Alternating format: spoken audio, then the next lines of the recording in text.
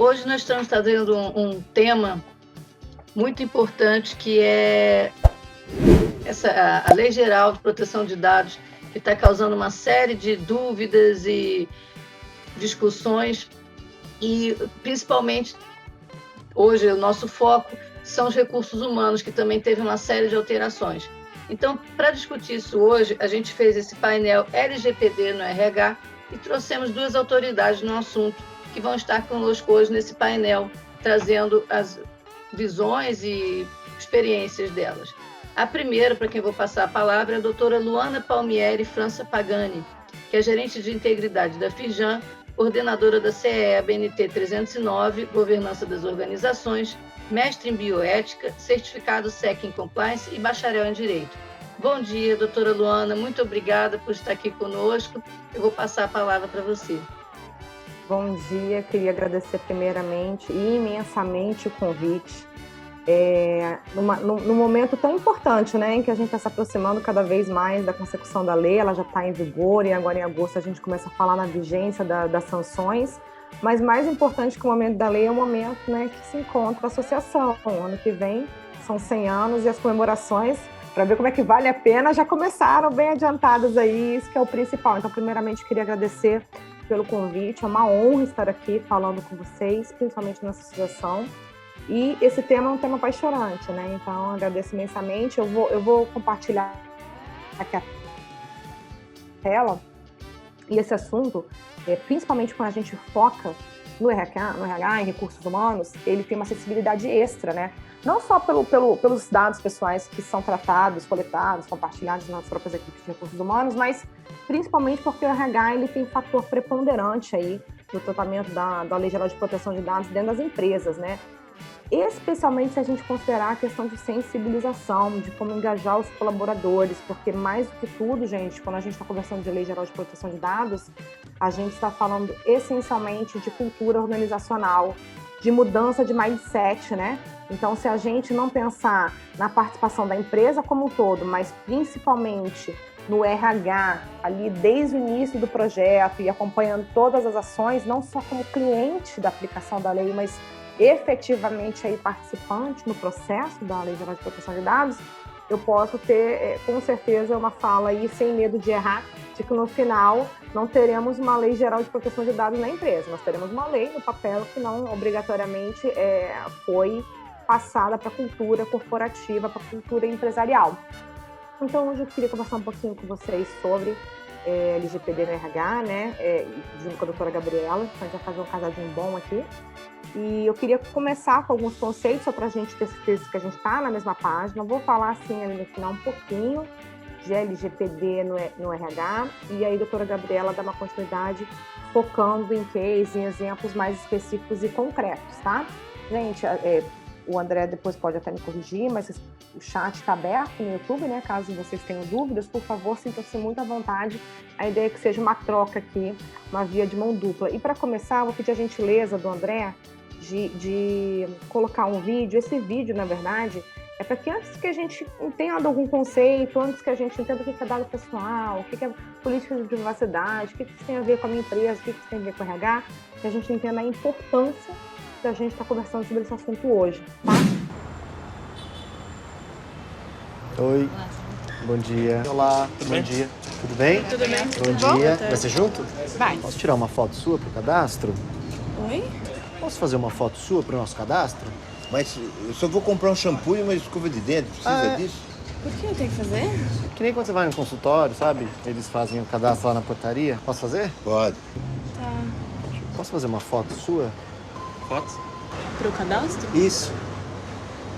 Posso tirar uma foto sua pro nosso cadastro? Olha aqui, por favor. Mas o cadastro eu ganho desconto? Posso fazer uma foto sua pro nosso cadastro? Agora, posso fazer uma de perfil também? Pra gente ter uma segunda informação do seu rosto. Pode ser? Posso coletar uma impressão digital sua para atualizar aqui também? Nossa, tudo isso? Para ver se você consegue um desconto ou alguma promoção? Ótimo. Pode ser o polegar também? De todos os dedos? Foi? Foi. Agora da outra mão também, o indicador e o polegar, tá? Mas pra que é isso? É que nem no banco, você não coletou lá a sua impressão digital, então não tem problema nenhum também você deixar aqui. O governo quer saber se a gente vai ficar doente. Pra votar também teve que fazer, né? Impressão digital. Vou ganhar um prêmio? Não, vai ganhar uma foto. Vai Posso tirar cadastrar? uma foto pro seu cadastro? Pode. O nome do seu melhor amigo. Hã? Melhor amigo. Ah, é pro nosso cadastro aqui. Marta? Marta? Você tem animal de estimação? Qual que é o nome dele? Falta só uma pergunta. Qual que é o nome da sua mãe? Tem como passar normal só? O que é normal? CPF, RG? Só meu CPF, se eu tenho algum convênio para ter um desconto, alguma coisa. Então CPF é normal, RG, data de nascimento. Entendi.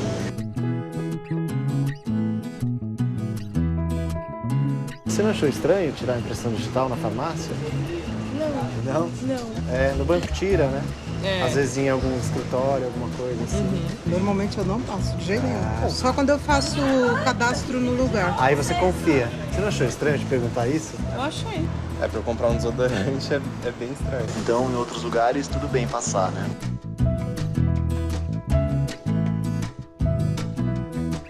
Importante a gente refletir, né? Que às vezes vem umas perguntas e uns dados. E a gente nem questiona. A gente nem A questiona. necessidade. A gente nem sabe pra onde vai, nada, né? Na verdade, tem que tomar muito cuidado, gente. Eu parei para pensar a hora que você falou só do cachorro. E ela passou os dela pra você? Veio a Olha como data você é de fácil, nascimento. amiga. Sou facinho. Às vezes a gente passa um monte de informação sem saber pra quê, né? Sim.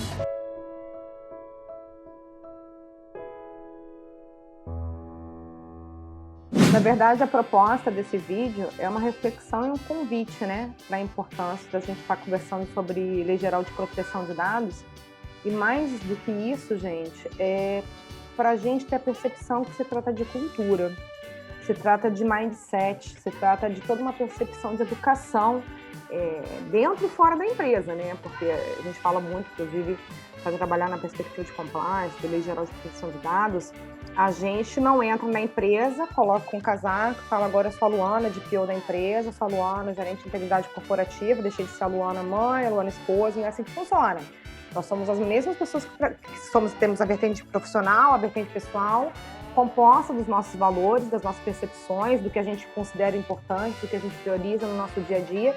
E se a gente não entender a importância e priorizar a proteção de dados, né, a gente não tem porquê, inclusive, estar conversando sobre isso dentro de uma cultura empresarial de ética corporativa. Então, esse vídeo, ele traz justamente isso, né, todo um estranhamento que ainda temos que fazer uma mudança dentro da nossa sociedade, dentro da nossa cultura, para que a lei ela seja vista como algo essencial, como algo de fato necessário para proteger os direitos pessoais. A gente fala, e não é mentira, o dado pessoal hoje vale mais do que o barril de petróleo. As informações, elas estão numa velocidade assustadora, né? A troca de informação hoje, o seu dado, que a princípio está dentro do documento seu, em questão de segundos, num clique na internet, está anos-luz de distância, lá no Japão, na Inglaterra, na China, não importa.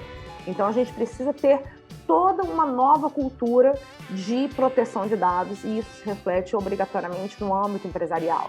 E dentre os princípios da lei que eu mais gosto, que eu acho que ele merece um destaque, é a autodeterminação informativa. O que é isso, né, gente? Isso significa, na verdade, que todo titular de dados ele tem que ter controle sobre a vida dos seus dados do início ao fim, desde o momento que alguém coleta, que alguém compartilha com o terceiro, que alguém armazena. E isso fica muito claro no vídeo, né? Alguém só se toca quando pede o nome do cachorro. Nossa, o nome do meu cachorro, né? Algumas pessoas têm uma certa resistência, fazem uma feição de estranheza e acabam passando os dados, mas fato é que ali, se a gente fizer uma pesquisa, até aqui mesmo entre nós, quando a gente dá os nossos dados dentro de algum estabelecimento, a gente não sabe para que eles são utilizados. Tem gente que até cogita ali no vídeo, né? Será que o governo quer saber se a gente está doente? Mas, na verdade, a gente não sabe, a gente não tem essa cultura de perguntar. Meus dados vão ficar armazenados aonde? Você vai compartilhar com alguém, com alguma indústria farmacêutica, né? Ou vai ficar aqui dentro da drogaria para fins de desconto? A gente não tem ainda essa cultura, mas a gente está começando a movimentar essa cultura e isso faz toda a diferença. Minha filhada, no início da implementação da lei, ela ficou morando um tempo comigo, e aí tem um dia que eu vejo ela atendendo o telefone e alguém perguntando para ela assim, é a Maria? Ela falou, o que eu ia falar? Aí a pessoa dizia, mas a Maria, era um tio nosso, né? Aí ela falou assim, olha, o meu dado é dado pessoal. Isso significa o quê? Significa mudança de cultura e é isso que a gente precisa promover. Então a ideia era hoje fazer um convite para reflexão sobre a importância da proteção de dados e eu acho que esse vídeo ele cumpre muito bem o papel.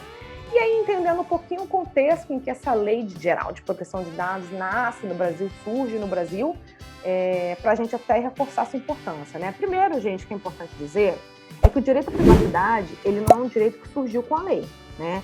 Ele é um direito, inclusive, de cunho fundamental, de direito fundamental, consagrado na nossa Constituição Federal, e a gente tem diversos marcos normativos no Brasil que protegem o direito à privacidade, né? Seja a Constituição Federal, seja o Código Civil, seja o Marco Civil da Internet. A gente tem diversos documentos que falam que o direito à privacidade ele tem que ser consagrado como um direito fundamental. Então, Luana, se a gente já tem essa concepção, a gente já tem diversas normas que protegem o direito à privacidade, por que agora a gente precisa de uma lei geral de proteção de dados? E aí a gente tem alguns fatores de fundo, alguns cenários importantes.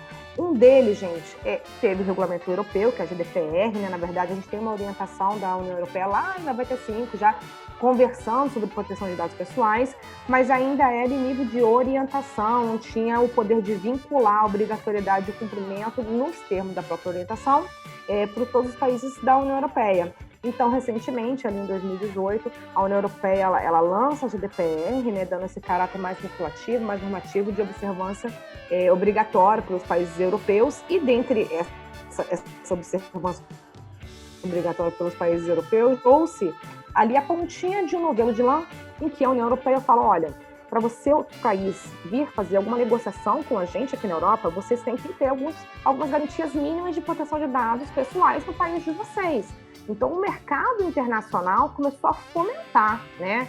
Começou a fomentar e a movimentar a exigência dos países a terem ali uma obrigatoriedade de proteção de dados na sua atuação.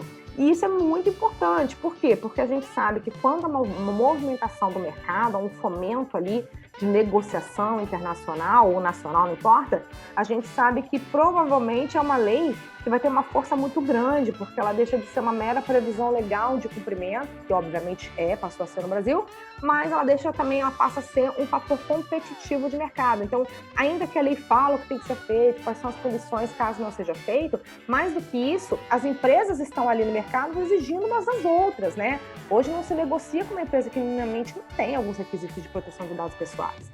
Então, toda essa perspectiva do regulamento europeu puxou uma iniciativa até acelerada, eu diria, para termos no Brasil uma lei geral de proteção de dados.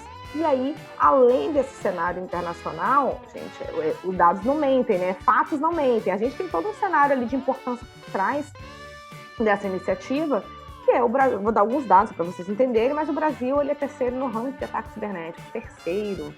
É um fator muito expressivo, né? A gente também tem a perspectiva de que 65% dos usuários de internet no mundo foram vítimas de crimes virtuais, seja por vírus, cartão de crédito ou roubo. E olha o valor, né? Os cyberataques custam 1,35 milhão em média para as empresas no Brasil de dólares. Isso é muito dinheiro, isso é muito dado sendo vazado, isso é muito ataque. Então, os dados por trás de todo esse contexto normativo gritavam ali pela exigência de uma lei geral de proteção de dados no Brasil, e foi nesse contexto que a lei geral de proteção de dados surge no Brasil. E por que a lei geral de proteção de dados? Por que a gente não reforçou outras normativas de privacidade? Porque, na verdade, o que se percebeu é que a privacidade é um guarda-chuva um pouco mais amplo e a gente precisava focar no dado pessoal, né? Foi o que eu falei, a gente pegou, a partir da Lei Geral de Proteção de Dados, a gente elencou o núcleo da privacidade ali, a privacidade é muito maior do que isso, mas a gente pegou um núcleozinho chamado dado pessoal e falou, esse núcleo aqui tem que ser entendido como um direito, uma liberdade fundamental que merece uma proteção específica. E é esse contexto em que a gente tem a nossa Lei Geral de Proteção de Dados nascendo no Brasil. A lei ela está em vigor, tá, gente? Ela está em vigor. O que não está em vigor, que está ainda para nascer exigência, em agosto desse ano, são as sanções, a parte punitiva da lei. Mas a legislação ela já está em vigor desde o ano passado. As empresas que ainda não se adequaram, está na hora de correr bastante atrás. A gente sabe que a lei ela tem toda uma perspectiva de sistema, né, de uma nova cultura, envolvimento operacional muito grande, mas a lei já está em vigor, só para a gente deixar claro aqui, tá bom? E qual é o impacto dessa legislação, né, para a gente? Tem alguns dados ali, só para a gente conversar e entender qual a importância hoje na nossa realidade, mas termos como governança, integridade e proteção de dados, ele tem que estar hoje no nosso vocabulário, dos colaboradores e de todas as empresas, né? Por quê? Principalmente pelo que eu coloquei.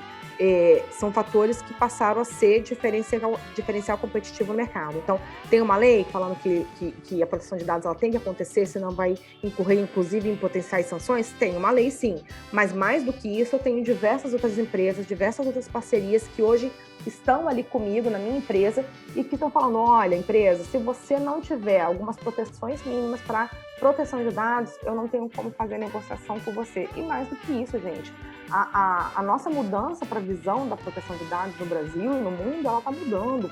Os clientes, os consumidores estão cada vez mais exigentes em relação a isso. E aí a gente tem alguns dados, né? 70% dos consumidores deixaria de fazer negócio com uma empresa que sofresse violação de dados. Esse número é muito expressivo, né? Muito expressivo. Isso aqui significa o quê? Perda de negócios, perda de credibilidade, a reputação da sua empresa vinculada ao não cumprimento, à não observância de uma lei que prima pela proteção de dados pessoais, né?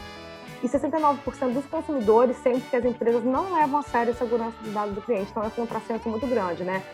No mesmo número de pessoas, mesma porcentagem de pessoas deixaria de fazer um negócio com a empresa e essa mesma porcentagem entende que as empresas não levam a sério os seus dados pessoais, né? E aí, dentro desse universo, a gente percebe que a gente precisa dar uma corridinha e começar a aprofundar aí a implementação da lei, ainda que a gente ainda precise de muito esclarecimento, tem algumas questões, né, na legislação que para a gente implementar, a gente sabe que a Autoridade Nacional de Proteção de Dados tem que regulamentar, a lei ela tem alguns gaps, mas ela já está valendo e a gente precisa mais. E um dado recente do Serasa mostra que 85% das empresas declararam que não estavam prontas para a Lei Geral de Proteção de Dados. Então, esses números demonstram o impacto que nós vamos sofrer enquanto empresas no Brasil, caso a gente não comece a entender que, de fato, é uma lei que veio para ficar e ela já está acontecendo, né? Inclusive na Firjan, quando a gente começou nosso projeto lá em 2018, muitas vezes, como toda empresa, naturalmente questionava, né? Nossa, será que quando a Autoridade Nacional de Proteção de Dados começar a funcionar, vir as fiscalizações, as punições vão ser severas? E na minha realidade hoje, o que a gente percebeu é que a grande fiscalização tem sido pelos titulares de dados, né? Eu estou recebendo cada vez mais demanda dos titulares de dados me perguntando, olha, DPO, Luana, da empresa aí, você tem quais dados meus? Eu quero a exclusão e eu quero a evidência da exclusão. Então, na verdade, gente, para quem alguém tem alguma dúvida de que a lei ia pegar, eu tenho certeza que a doutora Gabriela concorda comigo, a lei já pegou, ela já está funcionando, né? Os nossos clientes, nossos parceiros de negócio já estão nos cobrando que a lei funcione, os titulares de dados, cujos dados estejam em nossas posses, já estão nos cobrando, e ainda que a Autoridade Nacional de Proteção de Dados não esteja ainda fazendo as fiscalizações, aplicando as sanções, vocês já estão vendo, bombando na mídia, nos jornais, diariamente, sanções do Judiciário, o Ministério Público se envolvendo, né? Ou seja, se tinha dúvida que ele ia pegar, essa dúvida já era, ela pegou e ela pegou com muita força, ela veio para ficar, é um universo muito sem volta, tá, gente? E aí, o que é essa lei, né? O que essa lei trata? Por que a gente está falando de dados pessoais? Qual o objetivo da lei? Então, eu queria colocar o seguinte, a lei, ela fala, gente, de tratamento de dados pessoais, de maneira genérica. Ela traz ali compartilhamento, coleta, transferência, mas fato é que qualquer verbo que venha antes de um dado pessoal é tratamento. Qualquer verbo. Tanto que a gente brinca muito, fala assim, o jogo da galinha, né? Não olhe para a galinha. Todo mundo olha, obviamente, a natureza curiosa do ser humano. A gente olha, perdeu. O tratamento de dados é esse. Você olhou para o dado pessoal, você está tratando dado pessoal. Ah, Luana, mas não era para mim. Mandaram por e-mail enganado e continha dados pessoais. A partir do momento que você abriu o e-mail, você olhou aquele dado pessoal, você está ali tratando dados pessoais, tá bom? E aí, duas coisas que eu gostaria de chamar a atenção. Primeiro, dados pessoais, não são dados empresariais. É claro que muitas vezes um dado empresarial, quando você vai ali dentro de um contexto, dentro de uma situação concreta, você pode chegar a um dado pessoal. Mas a lei trata especificamente de dados pessoais. Por mais sigilosa que seja uma informação, por mais confidencial que seja uma informação empresarial, se ela não estiver expondo o dado pessoal, a lei não se aplica. E essa é uma confusão muito comum. Às vezes as pessoas entendem que um dado, por ser sigiloso da empresa, a informação por ser sigilosa, se aplica a lei. Não, só se ela estiver expondo ali o tratamento de um dado. E uma outra coisa que é natural, a gente já automatizou, né? É lembrar que a lei se aplica para dados pessoais tratados no âmbito digital e no papel, tá? E digital, gente, não é só computador, digital é o seu celular, né?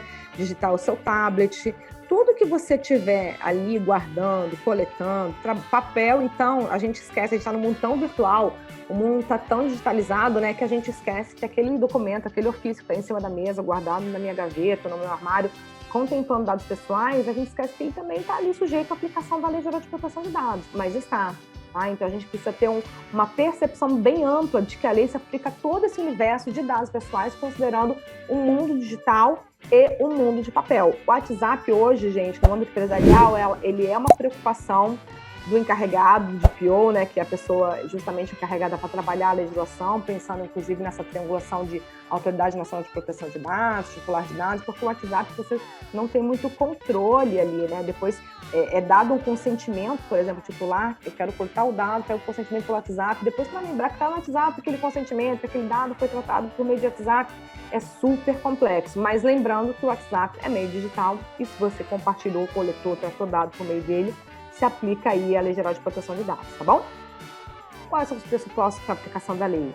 Primeiro, ter estabelecimento no Brasil é um dos pressupostos, né? Isso é no acumulativo, isso aqui é alternativo. Então, se a empresa tem uma sede ou uma filial aqui no Brasil, ela trata dados pessoais, ela vai ter que observar a Lei Geral de Proteção de Dados.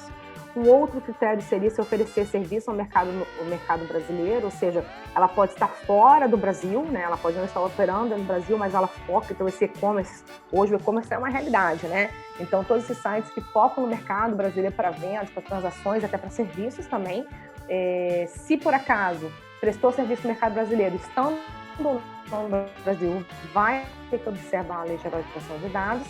E também se essas empresas coletam e tratam dados de pessoas localizadas no Brasil. Novamente, a empresa pode estar fora, mas se ela focar dados pessoais de pessoas locais, não precisa ser brasileiro, também pode ser estrangeiro, mas desde que esteja no Brasil, também vai se aplicar a lei. O que a gente vê com isso? Que a aplicação é ampla. Por quê? Porque a gente tem que conferir uma máxima proteção possível aos dados pessoais, né? Então, não importa o meio que eu utilizei para coletar esses dados, se foi WhatsApp, se foi e-mail, se foi uma ligação telefônica, né? Não importa qual foi a tecnologia empregada, não importa efetivamente se a empresa sequer tem sede no Brasil.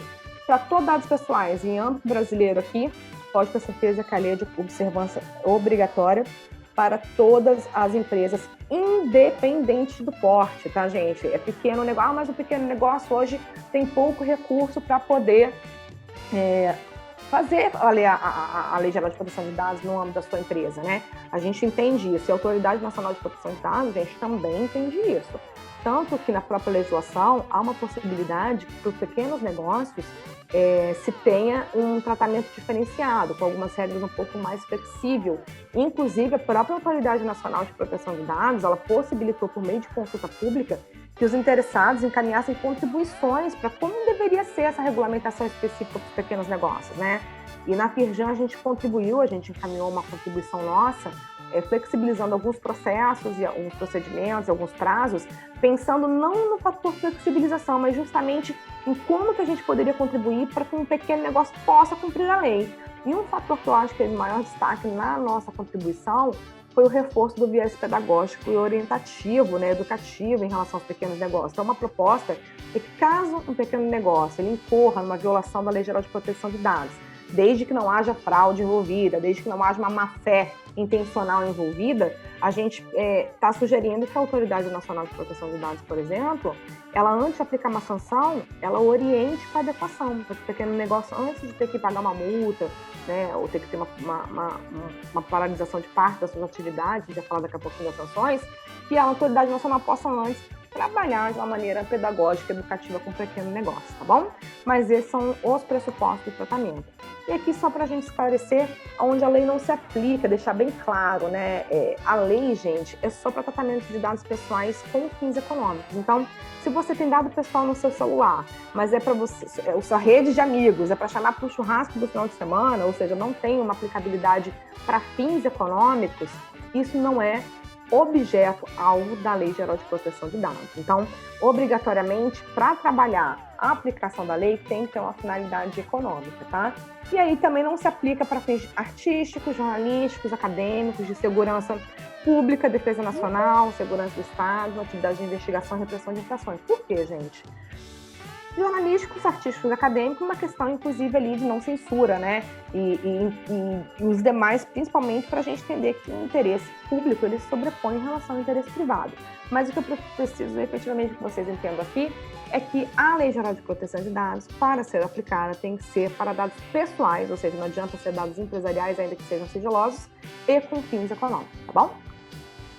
E eu queria trabalhar com vocês alguns conceitos muito rapidamente, não quero cansá-los com tantos conceitos, mas queria trabalhar o conceito, por exemplo, de dado pessoal, né? Parece que é uma coisa muito óbvia, Luana. A gente sabe o que é um dado pessoal, um dado que está relacionado a uma pessoa.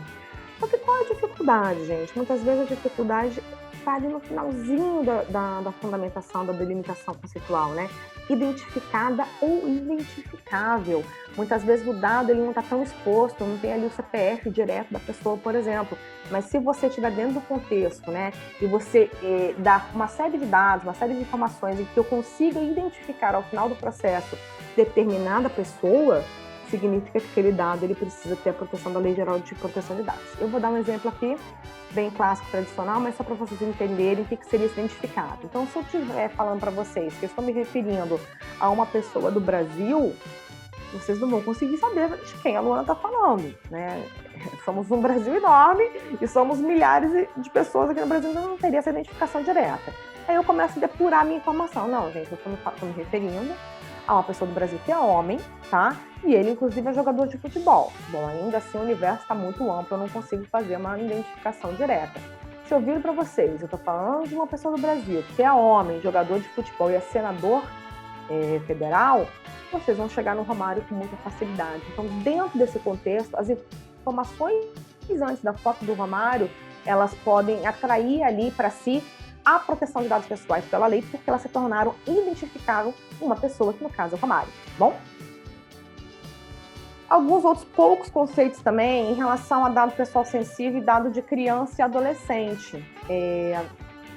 O dado pessoal sensível, gente, ele tem uma categorização diferenciada, com destaque na lei, porque a proposta de que são dados de pessoas mais vulneráveis, né? Que uma vez expostos podem causar lesões, podem causar danos mais sérios, né? A gente está falando de algumas vulnerabilidades e a lei foi taxativa, então a lei traz o dado pessoal, aqueles dados de origem racial ou étnica, convicção religiosa, opinião política, filiação a sindicato, organização de caráter religioso, filosófico, político, dado referente à saúde ou à vida sexual, dado genérico ou biométrico, quando vinculado a uma pessoa natural. Qual é a grande questão?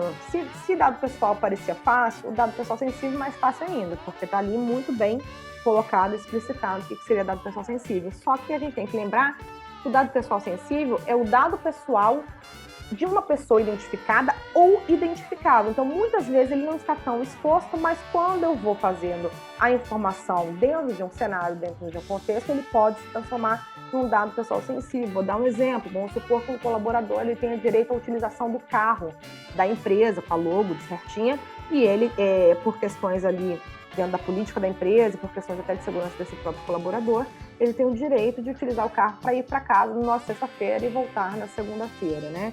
E aí o carro tem GPS, tem todo um controle para fins de gasolina, e a gente começa a perceber que esse colaborador ele sai sempre às 5 horas na sexta-feira da empresa e ele sempre vai para uma sinagoga, né? O próprio GPS ali está monitorando isso. O que a gente está evidenciando ali? A religião dessa pessoa. Ou seja, por meio de um GPS, eu consegui fazer uma sinalização de um dado pessoal sensível, tá? Essa aí é a grande dificuldade que a gente tem em relação ao que é identificável. Um outro exemplo que foi concreto, aconteceu com a Target. Target é uma empresa de grande departamento nos Estados Unidos. Em 2012, a gente ainda não trabalhava com e-mail marketing, ainda eram os encartes, né? Eles tinham lá dentro da Target um grupo que cruzava ali combinações de gostos, de busca de compras na loja, e eles conseguiam cruzar para dar um perfil de consumo. Então, em determinadas situações, eles perceberam que uma mulher procurava muitas informações e muitos produtos sobre roupinha de bebê, né, mamadeira, outros produtos para gestante. E o que eles perceberam? Que provavelmente aquilo ali era uma gestante e provavelmente era uma gestante de um futuro menino. O que eles fizeram? Eles encaminharam um encarte de produtos para ofertar os seus produtos para casa dessa mulher. Acontece que essa mulher não era ainda uma mulher, exatamente, era uma adolescente, e o pai não sabia da sua gravidez. E isso gerou uma confusão enorme, porque o pai foi na loja reclamar que estavam fazendo apologia à gestação precoce na adolescência, né, que a loja estava incentivando ali uma gestação precoce, só que a menina estava grávida e acabou, por meio desse perfil de consumo da Target, por meio de encarte, acabou se revelando um dado pessoal sensível sobre sua saúde, tá? Então, o identificado e o identificável, ele também se aplica no contexto do dado pessoal sensível e isso pode complicar, principalmente se a gente estiver dentro da empresa coletando dados para recrutamento e seleção, né? Muitas vezes a gente ia falar daqui a pouquinho, mas já vou adiantar para ficar bem claro que é dado pessoal sensível, isso tem muito com a finalidade. Se eu quero saber se a pessoa trabalha no sábado, gente, eu não preciso perguntar a religião dela, né? Não preciso saber se ela é adventista, por exemplo. Basta que eu pergunte se ela trabalha, poderia ter disponibilidade para trabalhar no sábado, porque a religião seria um dado sensível, tá bom? E a lei, gente, quando foi tratar de criança e adolescente, pensando no ECA, né, no Estatuto de Criança e Adolescente, criança até 12 anos, adolescente até 18 anos, ela não elencou como dado pessoal sensível, mas ela conferiu uma proteção diferenciada. O que eles colocaram na lei? Colocaram que o tratamento de dados pessoais de crianças, ele deverá ser realizado com consentimento específico e em destaque por pelo menos um dos pais ou responsável legal. Qual o impacto disso? O impacto disso é que na legislação a gente tem diversas formas de justificar o tratamento de um dado pessoal e uma dessas formas é por meio da obtenção do consentimento, né? Outras formas é por meio de obrigação legal, quando a gente encaminha, inclusive, os dados para a Receita Federal, os dados para o INSS, para a Previdência em relação ao colaborador, eu estou fazendo um cumprimento de obrigação legal ou até regulatória. Eu tenho uma base legal, não preciso do consentimento desse colaborador.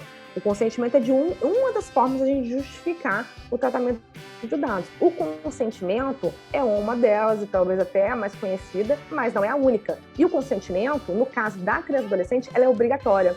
Você, para coletar dados, tratar dados de criança e adolescente, obrigatoriamente você tem que ter ali o consentimento de um dos responsáveis, um dos pais, tá bom? Princípio da finalidade. Eu queria falar com vocês um pouquinho dos princípios, por quê? Porque para quem ainda está iniciando a jornada de implementação da Lei Geral de Proteção de Dados na sua empresa, é claro que a lei tem uma série de fatores ali a serem considerados, inclusive para fins de TI, né? A lei, ela foi uma lei que assustou muito, porque ela traz um tecnicês, um juridiquês muito grande, e querendo ou não, para a gente trabalhar a proteção de dados pessoais da nossa empresa, a gente tem que imprimir algumas seguranças de TI, né? Algumas ferramentas de TI ali em termos de segurança da informação, e isso faz com que muitas vezes essa legislação ela possa ficar um pouco cara. Então, sempre que me procuram, falam, Luana, eu não tenho como fazer o cumprimento de toda a lei, o que eu faço? O que eu recomendo olhe para os princípios da lei, né? Se atente a esses princípios e se você conseguir fazer um direcionamento para cumprimento desses princípios minimamente, você já vai estar com um caminho muito bem iniciado. E aí um desses princípios de destaque é a finalidade. A finalidade, gente, dentro da empresa, ela é do início ao fim.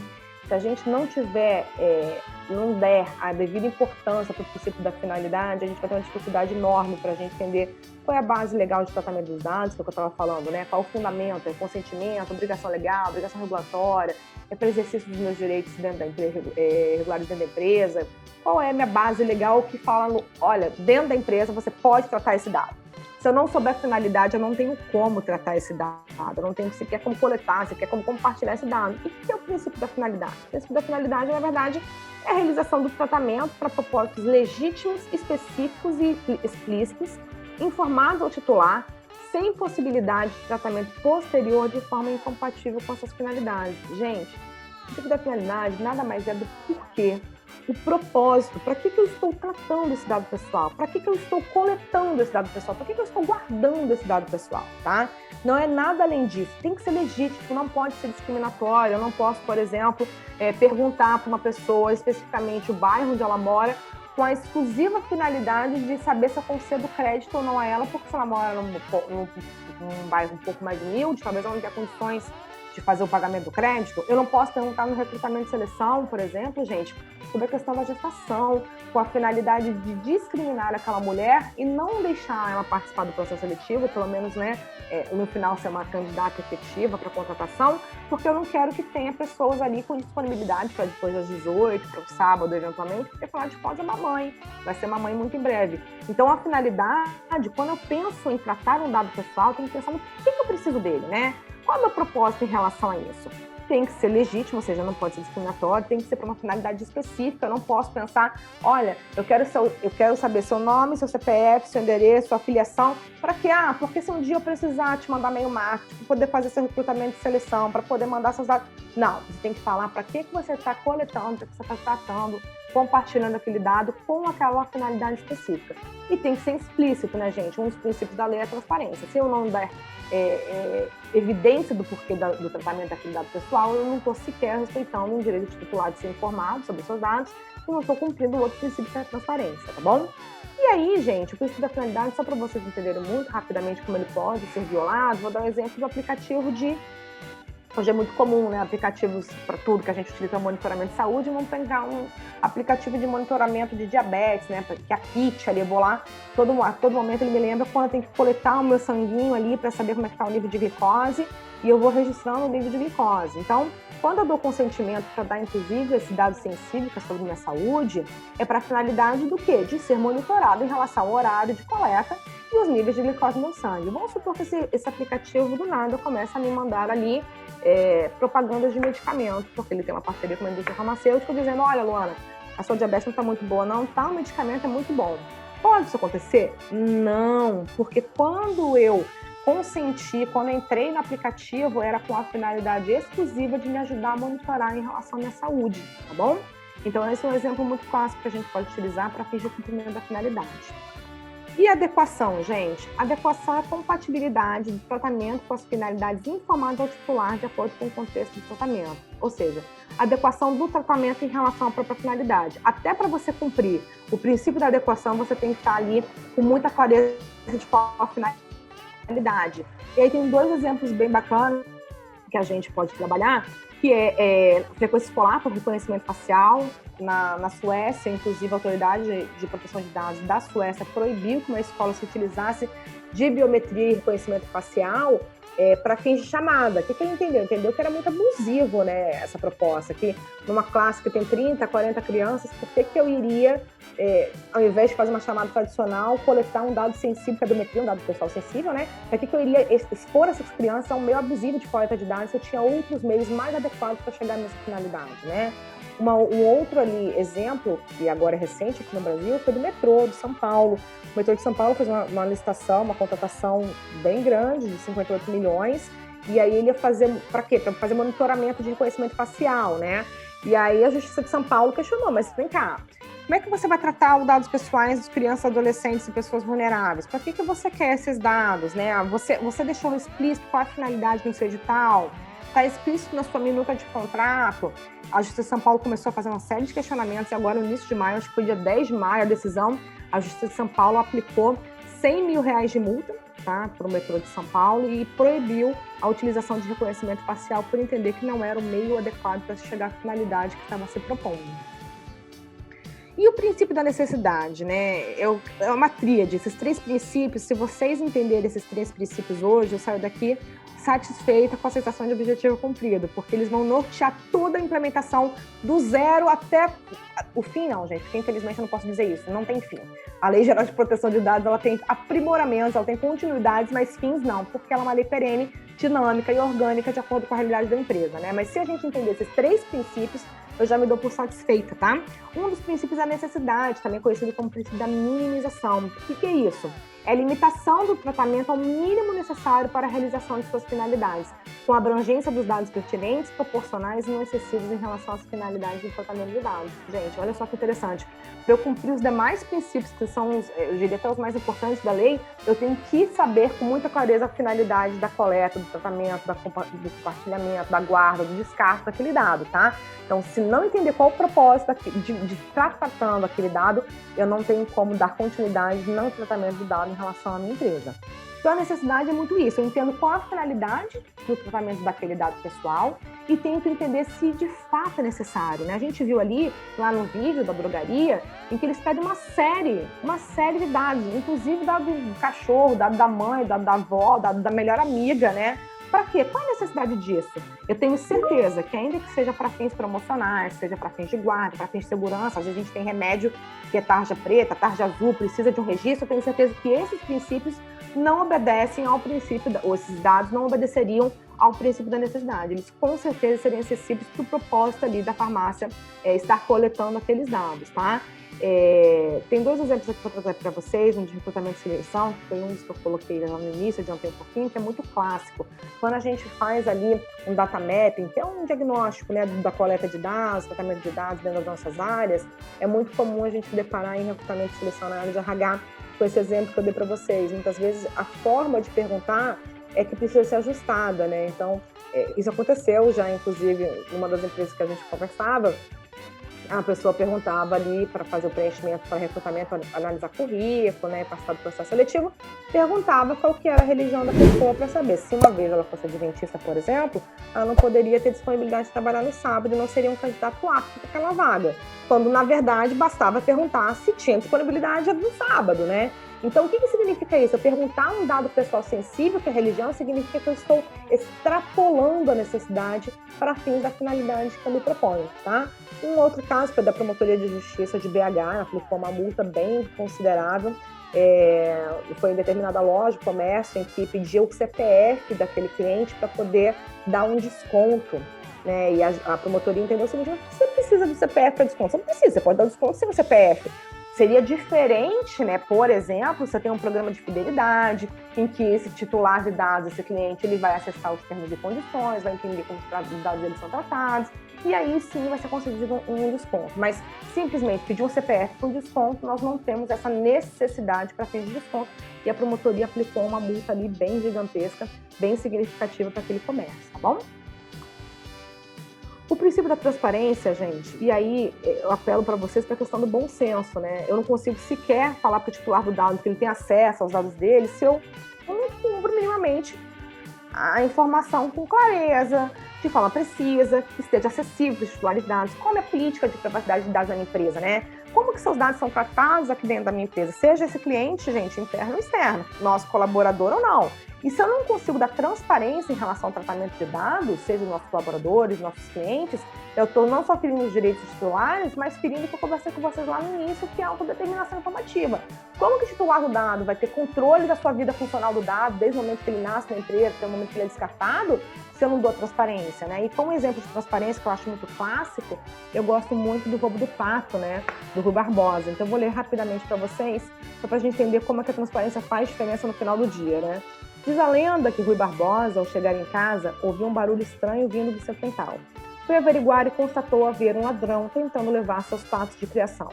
Aproximou-se vagarosamente do indivíduo e, surpreendendo ao tentar pular o muro com seus patos, disse-lhe: ó bucéfalo anacrono, não interpelo pelo valor intrínseco dos bípedes palmípedes, mas sim pelo ato vil e sorrateiro de profanares o recôndito da minha habitação, levando meus ovíparos a sorrelpa e a socapa. Se fazes isso por necessidade, transijo, mas se é para zombares da minha elevada prosopopeia de cidadão digno e honrado, dar-te-ei com minha bengala fosfórica bem no alto da tua sinagoga, e o farei com tal ímpeto que reduzirei a 50ª potência que o vulgo denomina nada. E o ladrão confuso diz: doutor, resumindo, eu levo ou deixo os papos, né? Ou seja, se a gente não tem transparência, a gente não consegue perfazer a comunicação e eu não consigo atingir meu objetivo, tá, gente? O princípio da segurança, quando a gente pensa em Lei Geral de Proteção de Dados, a gente automaticamente vai ter que acender uma luz de segurança da informação. E a segurança, ela não é só ambiente tecnológico, gente, ela também é ambiente tecnológico, né? E também é ambiente físico. O fato de eu ter um processo lá, judicial, administrativo, não importa, cheio de dados pessoais na minha gaveta, é um ambiente físico que eu preciso cuidar da segurança da informação daquele dado pessoal. Pode ser meu computador? Pode ser que eu precise adquirir um antivírus, uma gestão de cookies na empresa, uma gestão de consentimento? Sim. Mas, gente, o que eu faço apelo? O maior pilar de sensibilidade, né, e de complexidade que nós temos em segurança da informação são pessoas, são seres humanos, né? E aí, se a gente não trabalhar sensibilização e engajamento dos nossos colaboradores desde os primórdios da implementação da lei dentro da nossa empresa, a gente não vai ter, no final das contas, uma lei geral de proteção de dados efetivamente implementada. Por quê? Se as pessoas não tiverem consciência, né, e não estiverem sensibilizadas para a importância do tema, certamente por questão até de descuido, não estou falando de falhas intencionais, estou falando de acidentes mesmo, um dado pode ser vazado por um descuido de logoff, gente. A pessoa sair daquele computador, pensa numa pessoa de RH com uma planilha de pagamento, de folha de pagamento no sistema ali, não dá o logoff, sai alguma pessoa um pouco mais desavisada, né? Ou tira o print da tela, tira uma foto da tela e vai conversar com outro colega, nossa, fulano ganha mais, ganha menos, ou até não intencional. Um incidente de segurança de informação, gente, ele pode ser gravíssimo e pode ser por um mero descuido na falha de um colaborador, tá? E muitas vezes a única coisa que precisava era investir em sensibilização. E aqui tem alguns dados, né? 58% das vítimas de violações de dados são pequenas empresas, isso é um dado interessante. E nesse universo, cerca de 46% dos incidentes envolvendo vazamento de informações sigilosas são causados pelos próprios funcionários. Por quê? Porque acidentes efetivamente acontecem. A gente não investir em segurança, em engajamento, né, para os nossos colaboradores, aí a gente tem logoff, a gente tem senha, muitas vezes as pessoas não trocam a senha com regularidade, acham um saco quando a gente pede, né, a cada 3 meses eu vou trocar sua senha, porque aquelas senhas 1, 2, 3, ABCD, essas senhas, um hacker leva até 10 segundos para quebrar, só para vocês terem uma ideia, tá bom? Então, esta é a importância fundamental da participação de recursos humanos na implementação da lei, tá, gente? Não só porque vocês são ali guardiões de dados pessoais, inclusive sensíveis, né? Vocês ali no RH têm um tesouro de dados pessoais muito grande, mas porque são vocês, muitas vezes, que devem ser acionados para trabalhar o engajamento e sensibilização. Vocês conhecem muito bem o perfil, obviamente, junto com as áreas, né, e os gestores das áreas, vocês conhecem muito bem o perfil do público-alvo de vocês e como que vocês podem sensibilizá-los, tá bom? Os direitos titulares, eu estou caminhando para o fim, falta para mim uns 5 minutinhos, eu estou caminhando para o fim. Os direitos titulares, gente, que eu gosto de chamar a atenção, que quando a gente lê a lei, a gente dentro da empresa e fala, né, faz as nossas apresentações, capacitações, quando a gente fala de direitos de titular, as dúvidas geralmente são para fora. Ah, mas se o cliente, se o fornecedor, né, se o parceiro, se o patrocinado, que se o prestador de serviços também, gente, mas direitos de titular também é para dentro. Todos os colaboradores da nossa empresa, sem exceção, sejam eles gestores ou não, são titulares desse direito. E esses direitos são alguns da lei, não trouxe todos, mas nós temos, como titular de direito, a confirmação, o direito de confirmar a existência de tratamento de forma gratuita, no prazo de 15 dias. A lei, esse é um dos poucos prazos que a lei trouxe, né? Então, em 15 dias, se eu quiser saber como que a empresa tem meus dados, ela tem meus dados, onde estão os meus dados, tem 15 dias para ser informado. Acesso aos meus dados, eu quero saber onde está no prontuário médico que a empresa coleta, está dentro do sistema, onde é que estão meus dados, eu quero acessar, eu quero saber, inclusive, que eles estão certos, né? É um direito meu. Informação sobre o tratamento e compartilhamento efetuado. Compartilhamento geralmente é uma falácia, é um gueto muito grande, muitas vezes a gente dá informação para o titular de quais dados que a gente tem, esquece de falar que a gente faz o compartilhamento desses dados, né? Eu vou falar um pouquinho já sobre isso. Tem o direito de corrigir os dados que estejam errados, desatualizados, incompletos e, principalmente, mais do que tudo, gente, a gente tem direito de ser informado sobre os nossos direitos, tá bom? As sanções, gente, elas são diversas em relação à lei. Essas são as sanções administrativas que podem ser aplicadas pela Autoridade Nacional de Proteção de Dados, né? Diante de uma notificação de incidente, diante de uma fiscalização, a autoridade pode perceber que aquela empresa não está cumprindo determinadas obrigações da lei e ela pode aplicar algumas sanções que são essas, né? Uma delas é a advertência, ou seja, ali um aviso, né? Um red flag, no sentido de, olha, presta atenção, tem alguma coisa que não está bacana, você não tá protegendo os dados pessoais de acordo com a necessidade em que eles deveriam ser protegidos, olha, presta bastante atenção, você tem um programa de privacidade, você não tem, você ainda não falou de proteção de dados para dentro da empresa, o acidente aconteceu, pode acontecer, está em risco de acontecer. Pode ser multa, e a multa seria no sentido, tem dois tipos, né? Uma é a multa pelo descumprimento, então você causou um vazamento de dados, por exemplo, e aí você pode ser aplicado uma multa, que seria ter 2% do faturamento, tem uma limitação ali de 50 milhões por infração, e a gente pensa, 2% é quase nada, né? 2%, principalmente se a gente pensar na realidade de um negócio, pequeno negócio, pode quebrar esse pequeno negócio, né? E tem a multa diária, que é uma vez que a Autoridade Nacional de Proteção de Dados faça uma determinação do que deve ser corrigido, do que deve ser interrompido em termos de incidente, de vazamento, a empresa, se ela não se adequar, ela pode tomar multa a cada dia por descumprimento. Mas, gente, de verdade, eu entendo que muitas vezes a gente se preocupa, enquanto empresa, com a parte financeira, né, da multa. Mas, de fato, eu, Luana, entendo que as principais sanções são as demais, são as 3 últimas, né? A publicização da infração, por quê? Muitas vezes a autoridade pode pedir para que você mesma, empresa, dê publicidade à infração da legislação, né? Você mesmo, por exemplo, coloque no seu site, teve um vazamento de dados dos seus colaboradores, por exemplo, dos seus clientes, não importa, e isso está ligado intimamente com a reputação e a credibilidade da sua empresa. A gente colocou lá atrás, nos primeiros slides, as porcentagens das pessoas que deixariam de contratar, de fazer negócio com empresas, né? Que violem dados pessoais, que não observem a Lei Geral de Proteção de Dados, que não confirmam uma proteção efetiva.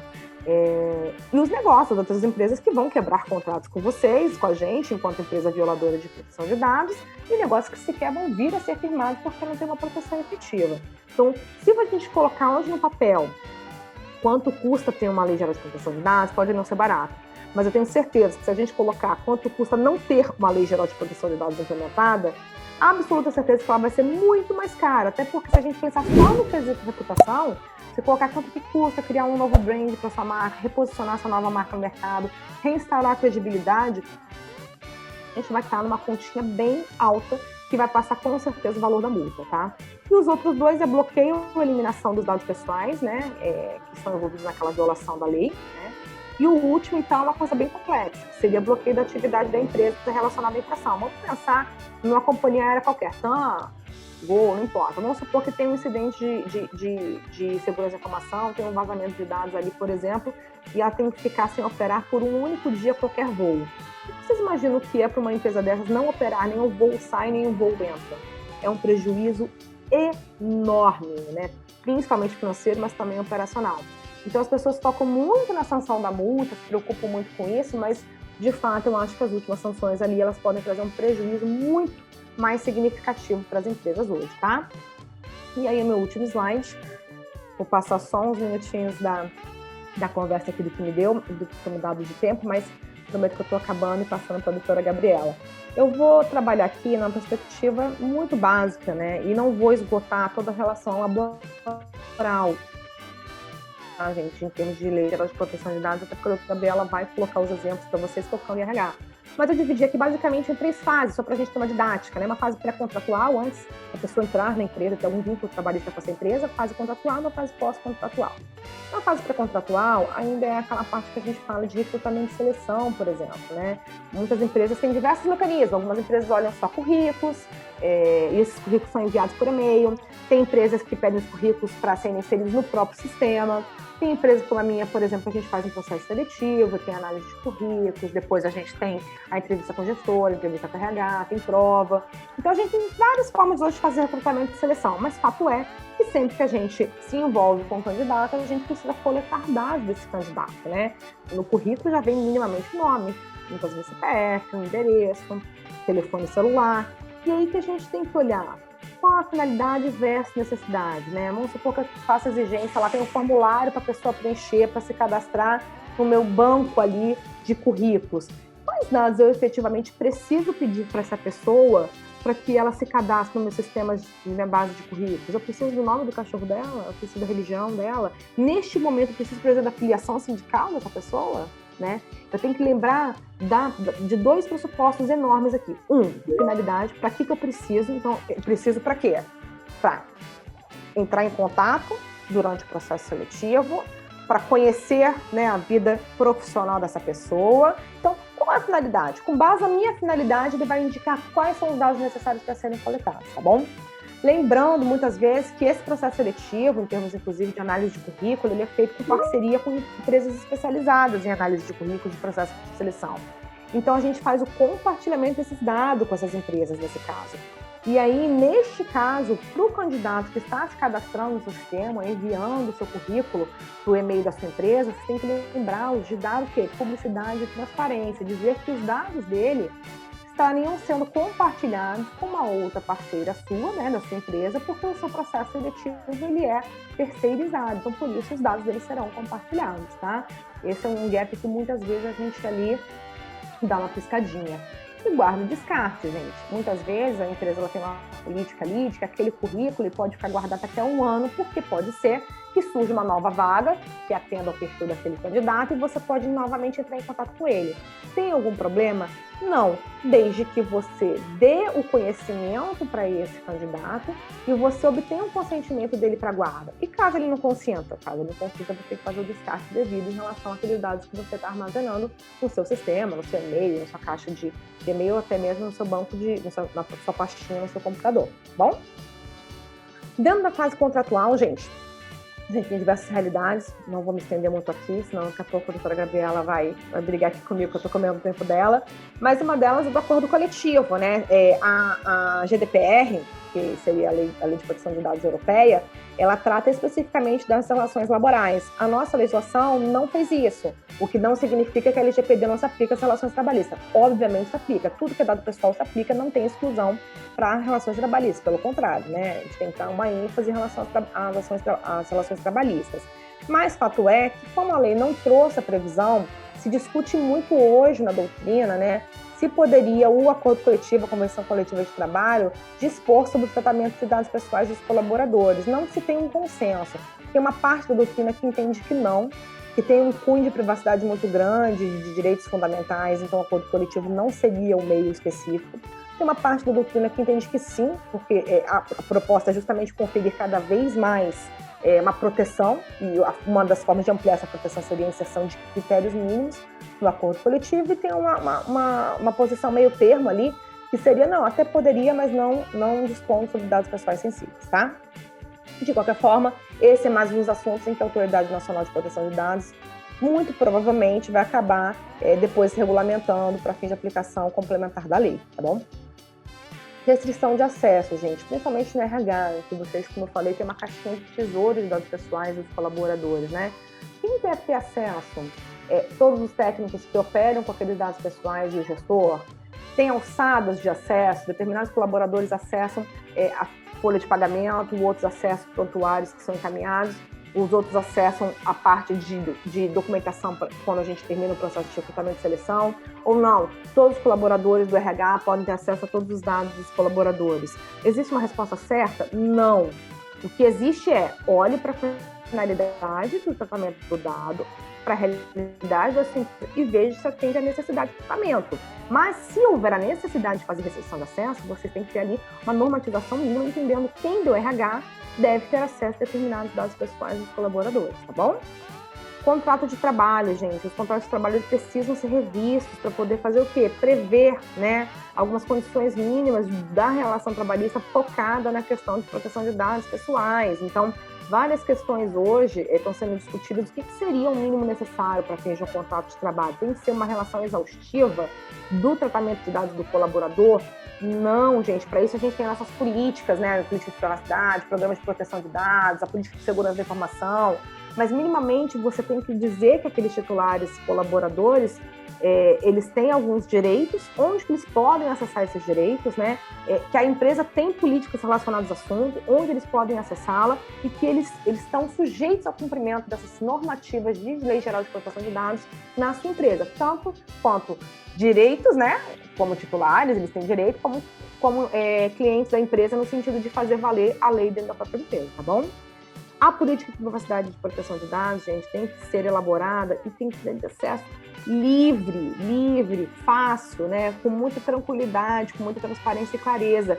O colaborador, ele tem que ler aquela política de privacidade, tem que fazer sentido para ele. Então, hoje a gente tem diversas formas de política de privacidade, uma das mais bem colocadas é a Disney, porque ela é muito interativa, ela é muito fácil, né? E o que a gente vê é uma pulverização de hoje de políticas difíceis de ler, porque os colaboradores não entendem nem a política, nem o que eles têm a ver com isso, tá? Compartilhamento de dados, foi o que eu falei, já adiantei um pouquinho, mas muitas vezes a gente esquece, a gente peca aqui, né? A gente explica para o colaborador por que a gente coleta alguns dados, por que a gente guarda alguns dados, e esquece de falar, por exemplo, desculpa, que eu tenho que compartilhar o dado dele com a empresa minha, que é parceira para fins de benefícios, como, por exemplo, a Vale Alimentação. para que gere aquele vale alimentação, né, aquele cartãozinho, hoje o cartãozinho, impresso o nome, por exemplo, do colaborador, eu tenho que compartilhar alguns dados pessoais desse colaborador com essa empresa. E eu tenho que avisar meu colaborador que eu estou fazendo o compartilhamento dos dados, né? E qual a finalidade disso, tá bom? Vigilância e monitoramento. Câmeras de segurança são muito questionadas. Na empresa a gente pode colocar câmeras de segurança? Pode, gente, desde que faça parte da política de segurança de vocês e desde que o colaborador tenha conhecimento disso. O que geralmente se recomenda, e aí vai depender da realidade da empresa, da finalidade do monitoramento, é que, se podendo, não se imprima biometria, né? Porque a biometria, a identificação biométrica acaba gerando um dado pessoal sensível, com proteção muito mais complexa, né? Muito mais destacada na lei. Mas sim, pode-se fazer vigilância desde que o colaborador tenha conhecimento disso e desde que, principalmente e preferencialmente, isso faça parte de um aviso no contrato de trabalho dele, tá? Teletrabalho, gente. Hoje a gente vive uma realidade de teletrabalho muito grande, né? Home office por conta da pandemia. E aí é o momento da gente estar investindo cada vez mais na sensibilização e não deixar a peteca cair em termos de LGPD, principalmente em termos de segurança da informação. Obviamente, em casa a gente está o quê? Com familiares, com amigos próximos, né? Em que a gente confia. Só que a gente tem que lembrar que aquele dado pessoal, ele merece a proteção da Lei Geral de Proteção de Dados. E você não pode deixar exposto ali o documento memorando, a folha de pagamento, um cheque de carta oficial a ser enviada para algum órgão, para o INSS, por exemplo, com dado pessoal exposto. Então a gente tem que lembrar que na hora que aquele colaborador, por mais que ele esteja em casa, tomar alguns cuidados, né? Não deixar o e-mail dele aberto, por exemplo. A gente está vendo vários vídeos cômicos, né, de filho que vai lá e aperta o e-mail e manda, e às vezes é uma pessoa errada. Isso pode ser, inclusive, um vazamento. Vamos supor que estava escrevendo um e-mail e, de repente, foi para uma pessoa errada, inclusive fora da empresa, cheio de dados pessoais. Isso pode ser, inclusive, caso de ter que notificar a Autoridade Nacional de Proteção de Dados. Então, cuidado com esses acidentes caseiros, tá? E aí, também olhando a realidade de jovem aprendiz e estagiário, gente, lembrando que neste caso a lei confere um tratamento diferenciado, não é dado pessoal sensível, mas ali na lei a gente fala que neste caso, para tratamento dos dados, tem que ter a coleta do consentimento de um dos responsáveis, tá bom? E a fase pós-contratual, em algum momento se o colaborador sair da empresa, se aposentar, ser demitido, for pedir demissão, enfim, não importa o motivo, a gente tem que pensar no acesso pelo ex-colaborador dos seus dados pessoais, tá? E aí, hoje, isso é uma realidade constante, acontece muito, o colaborador sai, se desliga da empresa e pede para que seus dados sejam excluídos das bases da empresa. E aí entra uma outra questão já, que é de guarda e descarte. Alguns dos dados pode ser que realmente precisam ser excluídos e descartados. Porém, gente, a gente tem diversos outros dados, principalmente para o RH, em que faz com que a gente tenha que ter guarda, né? Uma ação trabalhista, ela prescreve até 2 anos depois que o colaborador sai da empresa. Neste período, minimamente nesse período, tem que ter todos os dados da vida funcional desse trabalhador, até para que, caso ele entre com uma ação trabalhista, eu tenha como fazer minha defesa judicial. Guarda de documento, por exemplo, FGTS, leva até 30 anos. É obrigação legal e regulatória. Então, eu vou ter que entender um pouco da finalidade daquele documento para entender por que eu tenho que guardar, por quanto tempo que eu tenho que guardar e, caso eu não tenha como justificar a finalidade da guarda, eu tenho que efetivamente fazer um devido descarte ali daquele documento, daquele dado pessoal, daquele colaborador. O que a gente recomenda é que as empresas elas trabalhem numa tabela ou uma relação, um manual de temporariedade, né? Para que eles coloquem quais são os documentos que devem ser guardados e por quanto tempo. E a política de vocês, de segurança, de privacidade, de proteção de dados, deve prever como que deve ser o descarte, de que forma esse descarte deve ser feito, tá? Gente, aqui era só uma pincelada do que era o LGPD nas relações trabalhistas. Esse é meu LinkedIn, depois, caso alguém queira fazer um contato, por favor, sinta-se à vontade. E eu queria só lembrar que não é o mais forte que sobrevive, nem o mais inteligente, mas o que melhor se adapta às mudanças. E a Lei Geral de Proteção de Dados é uma realidade que exige mudança, sim. Mas tenho certeza que ali, com muito esforço e boa vontade, a gente vai se adaptando e sobrevivendo aí. Muito obrigada. Desculpa, doutora Gabriela, por ter pegado um pouquinho de seu tempo. Muito obrigada, doutora Luana. Agora a gente vai dar continuidade a esse painel com a doutora Gabriela Coelho. Ela é sócia fundadora do escritório G2 Advocacia, mestre em Direito na área de proteção de dados pessoais pela PUC, especialista em proteção de dados e privacidade pelo INSPER, tem MBA em Gestão Empresarial pela Fundação Getúlio Vargas e é pós-graduada em Ciências Penais pela PUC, do Rio Grande do Sul. É coordenadora adjunta da Comissão Especial da Lei Geral de Proteção de Dados da FERASUL e membro do Grupo de Trabalho Regulamentação em Proteção de Dados da B2L. Doutora Gabriela, muito obrigada pela sua disponibilidade. Eu vou passar agora, já que a gente até avançou um pouquinho no tempo, eu não vou me estender muito, vou passar para a senhora a palavra.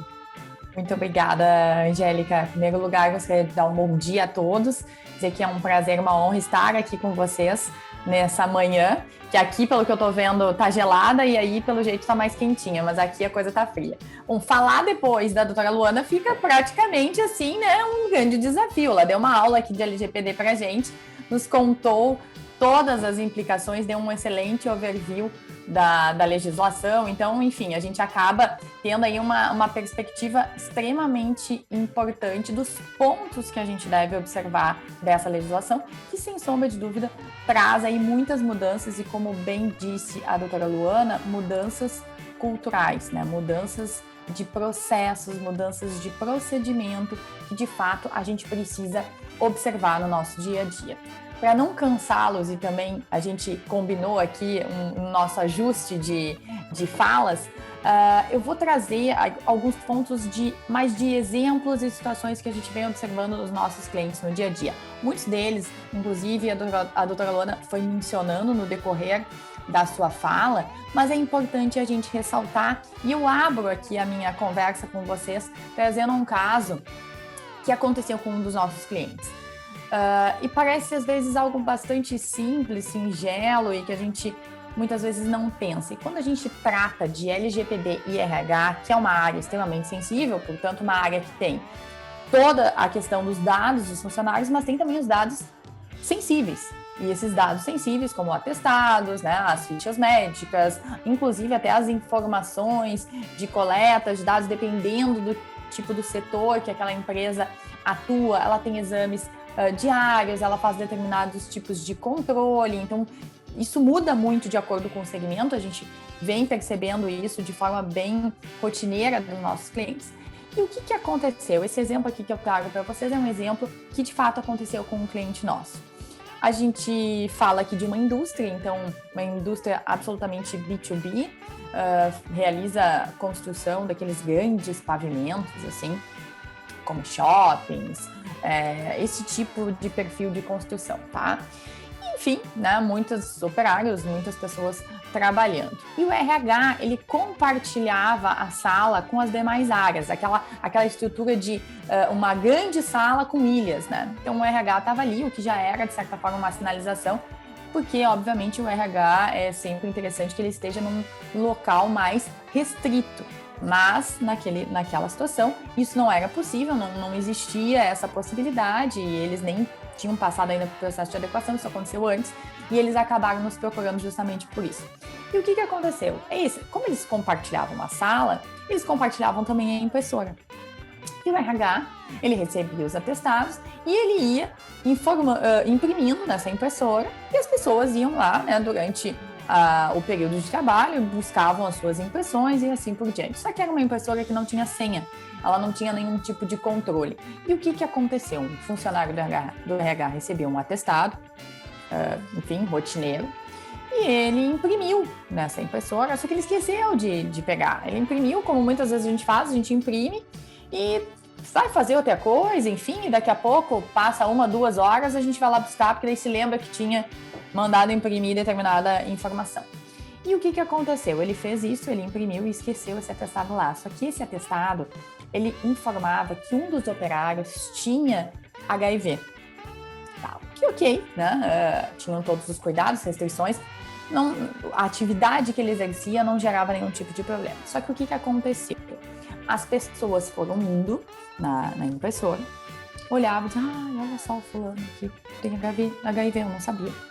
Aí voltavam, olha só, foi indo. Não preciso dizer para vocês que a Rádio Corredor, ela se encarrega de levar isso para todo e qualquer canto da empresa, a ponto que aquela pessoa não conseguia mais trabalhar, porque ninguém queria chegar perto dela, ninguém queria sentar do lado dela, ninguém queria participar de projetos do lado dela. Ele era um operário, então ele trabalhava na linha de frente mesmo da montagem. Ninguém mais queria estar. E a coisa se tornou a tal ponto de uma discriminação com aquela pessoa, que que a empresa precisou desligar o funcionário, porque era uma situação insustentável. E, obviamente, que eu não preciso dizer para vocês que isso gerou uma indenização gigantesca, né? E o que a gente está falando aqui? A gente está falando de um vazamento de dados, que muitas vezes a gente acha que, como eu brinco, é um ataque hacker russo. Não é. É uma coisa bem mais simples quando a gente tem aí no nosso dia a dia. É um atestado que a gente abandona na impressora, é um documento que a gente deixa em cima da nossa mesa que não deveria, é um arquivo morto que é acessado por qualquer um, que não tem um controle de nada. E essas medidas, elas parecem muitas vezes bobas, mas são extremamente importantes. Então, assim, o ponto que eu gostaria assim, de frisar para vocês, que a gente está falando aqui desse envolvimento com RH, e naturalmente a área de RH ela tem essa característica de ter muitas informações relevantes, a gente pensa em primeiro ponto que não, a LGPD é para fora. Vamos que a LGPD é para fora e para dentro, como bem disse a doutora Luana, e reforçou isso, os funcionários também são titulares de dados.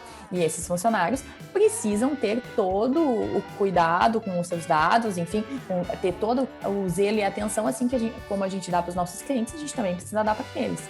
E esse exemplo da impressora traz um dos riscos. Então, assim, primeiro ponto que eu diria, se não é possível ter uma impressora restrita ao RH, se não é possível estar numa sala fechada com o RH, no mínimo a gente precisa ter senha nessa impressora. Para que quando a gente imprime, a gente tenha que ir lá e registrar para imprimir e pegar o papel. Não posso ter pessoas que simplesmente eu vou imprimindo aleatoriamente e vou deixando as coisas lá, porque essa situação que aconteceu aqui, ela pode acontecer com qualquer pessoa. A gente sabe disso. Não é uma situação de má fé ou algo nesse sentido. Bem pelo contrário, né? Então, o que a gente precisa fazer? A gente precisa, obviamente, ter estes cuidados para evitar qualquer tipo de situação nesse sentido. Além disso, a gente coloca aqui também a questão do acesso, né? O acesso de colaboradores de outros setores. E aí, novamente, se o RH ele não está numa sala fechada, esses riscos aumentam. Então, por exemplo, nós temos um outro cliente que ele tem área de RH fechada até numa sala, mas a área de segurança do trabalho não, ela fica fora. E a área de segurança do trabalho, ela tem ali no caso, todos os dados mais sensíveis possíveis estão ali. Então vejam que tem muitos cuidados que a gente precisa observar. E aí, se eu não tenho como mudar esse cenário, eu tenho que cuidar eu não posso ter nada em cima da minha mesa, eu tenho que cuidar o que eu estou fazendo ali. Alguém pode vir atrás de mim e ver o que eu estou mexendo aqui no meu computador. Então são medidas que, novamente, traduzem uma mudança de cultura, uma mudança de procedimento, uma mudança de fazer as coisas. Eu preciso mudar. Mas eu sempre fiz assim. Pois é, mas agora não dá mais para fazer assim, porque se a gente seguir nessa mesma rotina, nós teremos problemas. Então, de fato, é um desafio, é uma situação bastante complexa, mas ela precisa ser observada com bastante cuidado para que a gente não tenha esse tipo de problema. Além disso, a gente tem uma característica muito grande aqui de armazenar as coisas por tempo indeterminado. E o que a lei nos fala sobre isso, né? Como eu digo assim, não existe uma receita de bolo a ponto de dizer que a gente tem que guardar os dados pessoais pelos dados XYZ, pelo tempo XYZ, mas no RH a gente tem uma vantagem, a gente tem toda a legislação trabalhista que nos ampara, então eu tenho, obviamente, ali prazos prescricionais que precisam ser observados. Então isso, de certa forma, é uma facilidade, porque eu acabo conseguindo vincular o meu prazo a essa obrigação legal que eu tenho ali, né? Então eu tenho uma obrigação legal de manter determinadas informações, então isso é mais fácil. Mas muitas vezes a gente coleta dados que não devem ser coletados. A gente coleta dados além dos necessários. E os principais pontos que a gente tem que lembrar são que a gente tem uma legislação baseada em princípios. E os 3 princípios que permeiam, assim, eu digo que rotineiramente, todos os dias a gente fica se questionando o princípio da necessidade, finalidade e adequação. De fato, eu preciso coletar este dado? De fato, ele está adequado à coleta do dado? De fato, eu tenho esse alinhamento? Isso é uma constância, né? Então eu preciso. E a questão aqui do tempo indeterminado, por exemplo, a gente vê muito na questão dos currículos. Empresas que têm currículos de 5, 10 anos atrás, às vezes armazenados de forma impressa, né, em um arquivo, ou até mesmo digitalmente. E aí eu pergunto para vocês, qual a necessidade de armazenar isso? Quanto tempo vale um currículo? A meu ver, 6 meses, estourando um ano. Eu não sei mais onde é que essa pessoa está, onde é que ela está morando, quais são os objetivos dela, o que um currículo de 10 anos atrás pode me traduzir, o que um currículo de 5, de 2 anos atrás pode me dizer. Então, o fato é que a gente precisa fazer essa ponderação e essa avaliação e ir mudando os nossos procedimentos. Um dia eu dei uma palestra numa empresa, não foi nem numa empresa, foi num grupo de RH. E eu falei sobre isso e depois uma das pessoas que estava na palestra, que era uma gerente de RH, ela me mandou uma mensagem dizendo: Gabriela, fiz uma fogueira esse final de semana, queimando um estoque gigante de currículos antigos. Eu disse, então funcionou, né? E é isso que a gente tem que pensar. Não basta a gente simplesmente dizer, não, mas eu tô cuidando, tá ok. Sim, mas qual a necessidade disso? Eu preciso me questionar, sim, tá? Todos esses pontos de currículos, não importa se ele é físico ou se ele é digital, eu preciso pensar isso. E claro que isso vale para tudo, né? Então, todos os documentos que eu tenho no RH, obviamente que eu preciso analisar, e isso vai ser feito através de um data mapping, né, num inventário de dados bem feito. Eu vou listar todos os dados lá contidos, vou vincular as bases legais e, consequentemente, vou também incluir os artigos que vão me permitir a guarda e manutenção disso. Então, a legislação é FGTS, enfim, outra lei específica daquele segmento, isso vai me permitir fazer determinadas manutenções através desses prazos legais estipulados. Então, isso é extremamente importante. Outro ponto que deve ser destacado em relação ao RH é a questão dos dados do jovem aprendiz. Lembrando que na legislação nós temos um destaque em relação a isso, né? Então, nós temos um tratamento que precisa ser observado de forma bastante com atenção. Por quê? Porque esses dados do menor aprendiz, eu preciso, muitas vezes, de uma autorização do responsável.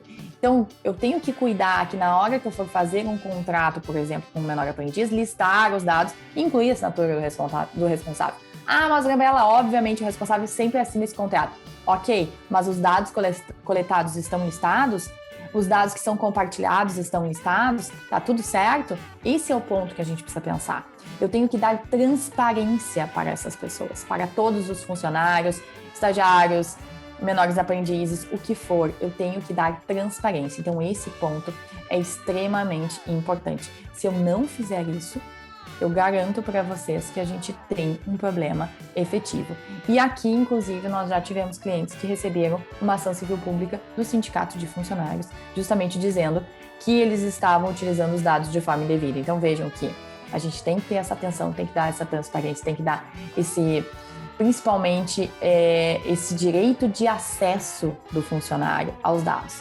Ok, né, que a ACP, ela tinha o mérito, era bem discutível, enfim, mas gerou um tumulto bem grande. Então, a gente falou um pouquinho sobre isso aqui também, que o investimento que se faz para se buscar uma adequação, ele é infinitamente menor do que o prejuízo que possa se vir a ter lá no futuro com um problema. E no futuro, que é um futuro que é presente já, né? Eu estou trazendo casos aqui, exemplos de empresas que já tiveram essa dificuldade e essa perspectiva de problema real, né? Então, a gente tem que observar. Além disso, outros documentos que são muito importantes de terem um cuidado extra no RH é a questão dos currículos dos PCDs. Então, nós estamos falando de pessoas portadoras, né, de deficiências que têm ali um dado sensível. Então, nós temos um risco de discriminação com isso, então tem que ter todo um cuidado. Nós tivemos recentemente um cliente que gostaria a gente atende um site de recrutamento e seleção bem grande aqui, que talvez muitas das empresas que estão nos ouvindo aqui utilizem. E um dos clientes desse site queria incluir no cadastro para a vaga a raça, porque para eles era importante saber, eles querem botar mais negros, querem botar mais indígenas na empresa. Gente, isso não é possível. E lembrem-se, isso não é possível, não é pela LGPD, isso não é possível pelas regras trabalhistas e muito menos pela LGPD. Como é que eu vou justificar isso? Eu preciso saber se tu é branco, se tu é negro, se tu é indígena para te contratar. Isso é um total absurdo, né? Então a gente não pode fazer esse tipo de discriminação, eu não posso ter isso. A questão do CEP nesses sites é algo que, quando a gente entra e se cadastra, ele te direciona para as vagas próximas à tua casa. Então, de certa forma, eu estou te excluindo das outras vagas. Como que isso funciona? Eu posso fazer isso? Então, tem que ter todos esses cuidados. Mas a pessoa mora longe. Eu tenho que botar ali que eu só posso em determinada distância. Isso é uma discriminação, eu não tenho nenhuma legitimação para falar isso. E, se a pessoa quer se deslocar e vir trabalhar na empresa por sua liberalidade, bom, eu não posso botar isso numa vaga dizendo que eu não quero pessoas que morem a tanto de distância.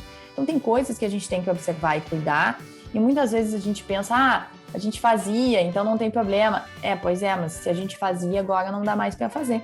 Né? Então o famoso background check, que a gente fala muito também na área de RH, ou checar as informações, o que eu posso ou não posso checar.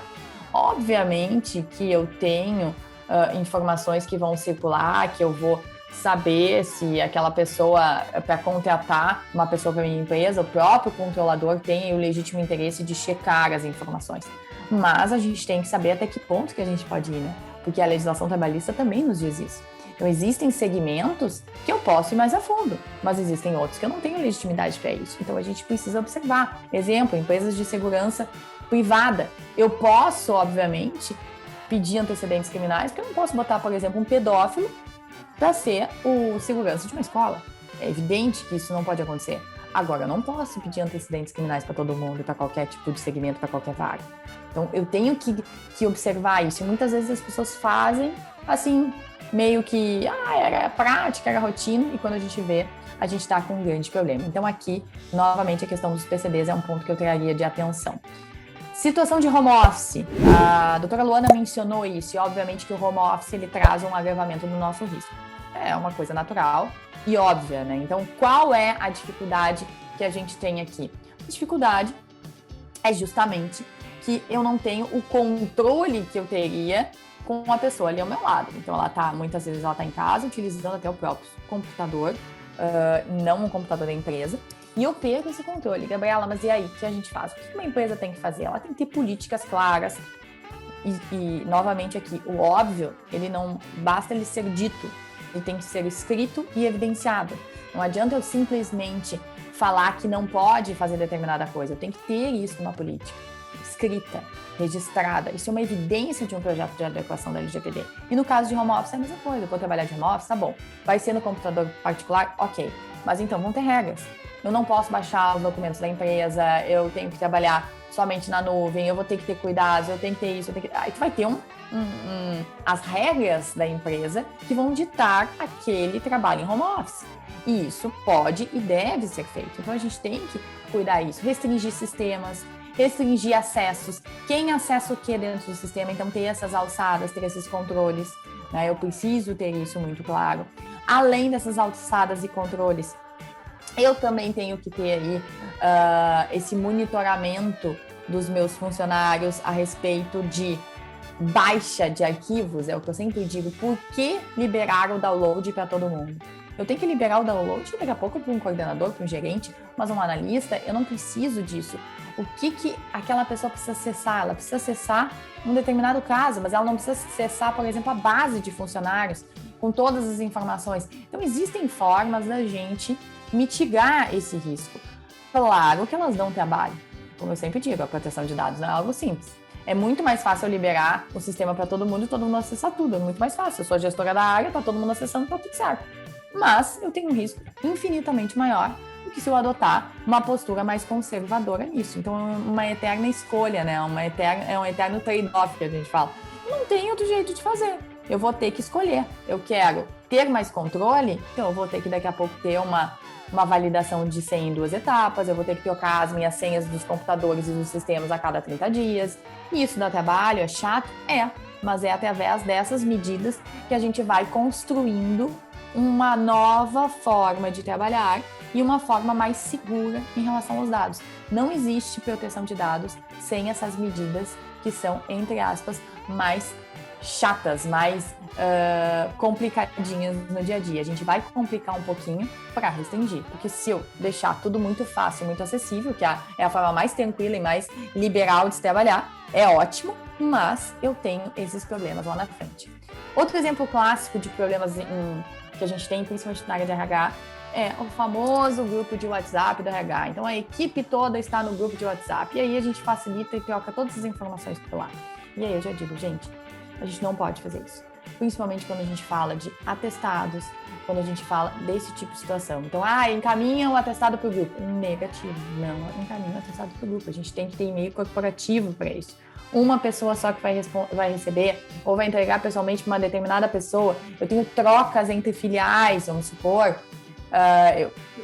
O RH está centralizado numa determinada, só na matriz, e tem um representante lá na ponta, nas outras sedes.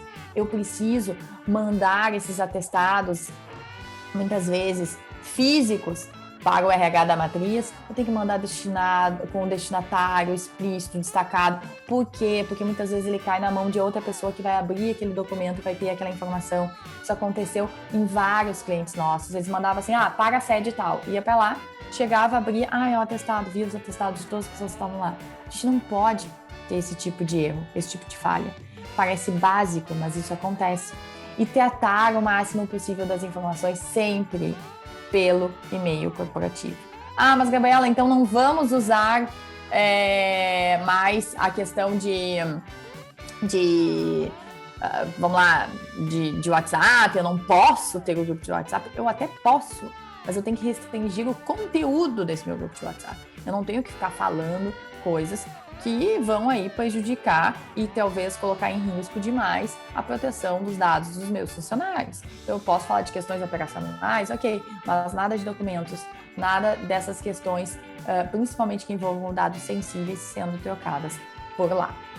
Além disso, a gente tem ainda aqui o outro grande ponto que a gente visualiza, é que muitas vezes no RH a gente tem uma impressão de muitos documentos, a gente tem, né, a utilização de muitos documentos de forma impressa e, às vezes, o que eles pensam? A gente vai utilizar o outro lado como rascunho.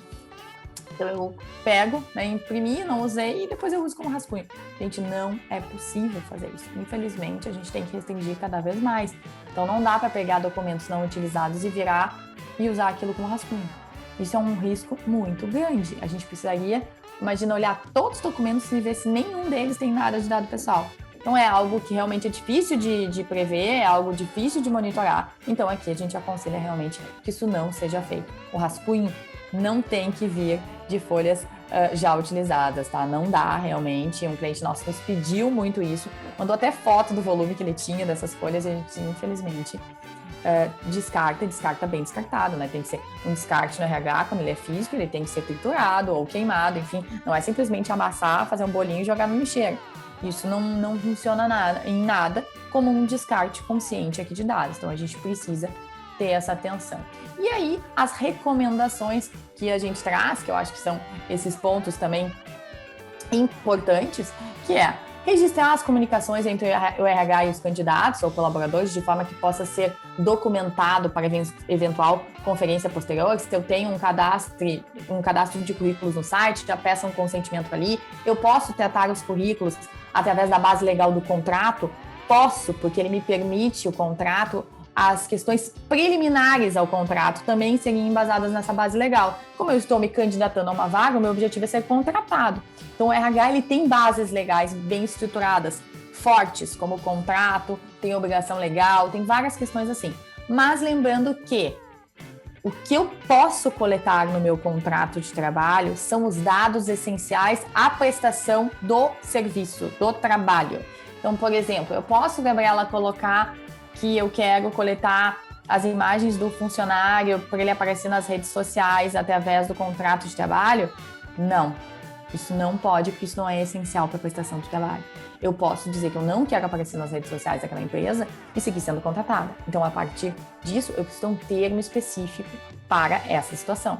Tá? Não posso simplesmente colocar tudo no contrato e sentir que, que ótimo, agora eu botei tudo no contrato, tá valendo. Não. Eu só vou colocar no contrato que, de fato, é essencial o contrato. Armazenar as autorizações e consentimentos dos colaboradores e usuários. Então, eu preciso armazenar isso. Isso vai ser feito de forma digital, o opt-in, o opt-out. Eu tenho registro na minha intranet, posso fazer isso. Ou não, eu vou aditivar os contratos na mão mesmo, eu vou ter que arquivar. Então, eu tenho que ver a forma, mas eu tenho que ter os registros. Eu não posso simplesmente mandar um aviso e não ter o registro da ciência. Então, formas de fazer validação através da própria internet ou meio físico mesmo. E da mesma forma, a gente recomenda que, por exemplo, os treinamentos feitos com os funcionários sejam registrados também. Então, eu tenho que registrar os treinamentos, a gente pode registrar na internet também, realizando até pequenas provas online, vendo se eles entenderam o que é LGPD. A gente faz isso para todos os funcionários das empresas. E é uma forma de fato, monitorar esse trabalho e principalmente de que a gente tenha a construção das evidências do projeto de adequação, que é extremamente importante. Determinar as políticas de segurança da informação para os colaboradores de RH que estejam trabalhando em casa, a fim de evitar vazamentos e perdas, que é o que eu acabei de dizer ali, a questão dos downloads, o que eu vou ou não fazer, de que forma que eu vou fazer, como que eu vou fazer. Eu preciso ter essas medidas bem claras, bem definidas, para que não tenhamos nenhum tipo de problema. E ainda modificar as políticas internas de uso de dados dos colaboradores, para deixar claro o que pode e não pode ser feito. Então, isso aqui nada mais é que uma política de governança de dados para todos os funcionários. Eu preciso dizer quais são as regras do jogo. Esse é o ponto. Assim como eu tenho código de ética, tenho código de conduta, enfim, eu preciso ter também uma política de governança de dados. Óbvio que isso aqui, né, gente, eu tô falando mais para grandes empresas, médias, pelo menos. Uma pequena empresa não vai ser uma coisa mais simples que a gente vai fazer, mas eu preciso ter um registro e uma orientação. Novamente aqui, eu reforço a importância dos treinamentos. Então, através dos treinamentos é que a gente vai ter uma mudança de cultura. A gente pode ter todo o treinamento realizado e lá na ponta um funcionário adotar uma medida inadequada. Isso a gente vê muito acontecer e aí as empresas nos perguntam, tá, mas eu fiz tudo e eu não tenho como garantir que o funcionário vai fazer alguma coisa errada ou não. Sim, tu fizeste tudo, tu tem todas as evidências de que fizeste tudo, mas a gente tem que sempre lembrar de uma questão. Eu tenho que lembrar que eu tenho que não apenas falar, eu tenho que registrar. E por quê? Porque acontecendo um incidente como esse, eu vou utilizar essas evidências para me defender e minimamente reduzir a aplicação da minha pena, que pode ser desde uma sanção administrativa ou até mesmo uma ação judicial daquele funcionário contra a empresa, outros problemas que venham a gerar uma discussão, um cliente, enfim, eu preciso ter documentos que demonstrem que eu fiz tudo para garantir a segurança. Os meus funcionários são todos treinados. E aí, eu, obviamente, tenho um peso muito maior naquela minha argumentação do que simplesmente dizer que não, tá tudo certo, tá tudo bem. E eu falava, todo mundo sabia que era importante, mas como é que eu vou provar, como é que eu vou registrar? Então, isso é muito importante mesmo, que todos nós tenhamos essa cautela, esse cuidado e todos os funcionários sejam treinados com o registro.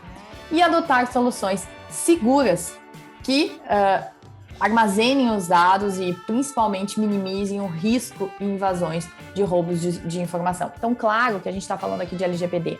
LGPD e segurança da informação, elas andam juntas. São caminhos que têm aí, obviamente, muita convergência. Mas a gente precisa entender que não basta eu ter segurança da informação. Eu sou certificado na ISO 27001, eu tenho todas as certificações, tá tudo certo. Isso não quer dizer que tu estejas adequado ao LGPD. E vice-versa. O fato de eu estar adequado ao LGPD não quer dizer que eu tenha segurança da informação. Eu tenho que ter os dois pilares para as coisas funcionarem. E, obviamente, que o papel, novamente, do RH é essencial em todo e qualquer projeto de adequação, porque a gente trata ali de um volume muito grande de informações, um volume muito grande de dados sensíveis e, inclusive, já tivemos problemas, inclusive, com ACPs dos sindicatos nesse sentido.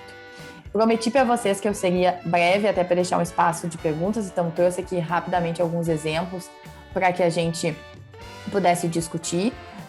E, obviamente, me coloco à disposição de vocês, está aqui o meu e-mail, eu estou no meu LinkedIn também é Gabriela Coelho Blitz e o meu Instagram também é Gabriela Coelho Blitz, então quem quiser a gente pode conversar um pouquinho por lá e trocar alguma ideia sobre as dificuldades aí que eventualmente surgem nessas etapas de adequação. Mais uma vez gostaria de agradecer o convite, agradecer a participação aqui, foi um prazer dividir esse painel com a doutora Luana e me coloco à disposição também para responder aqui as perguntas de vocês. Gente, Muito obrigada, quero agradecer as duas, né? A doutora Gabriela, a doutora Luana, foram perfeitas nas colocações, eu acho que esclareceram bastante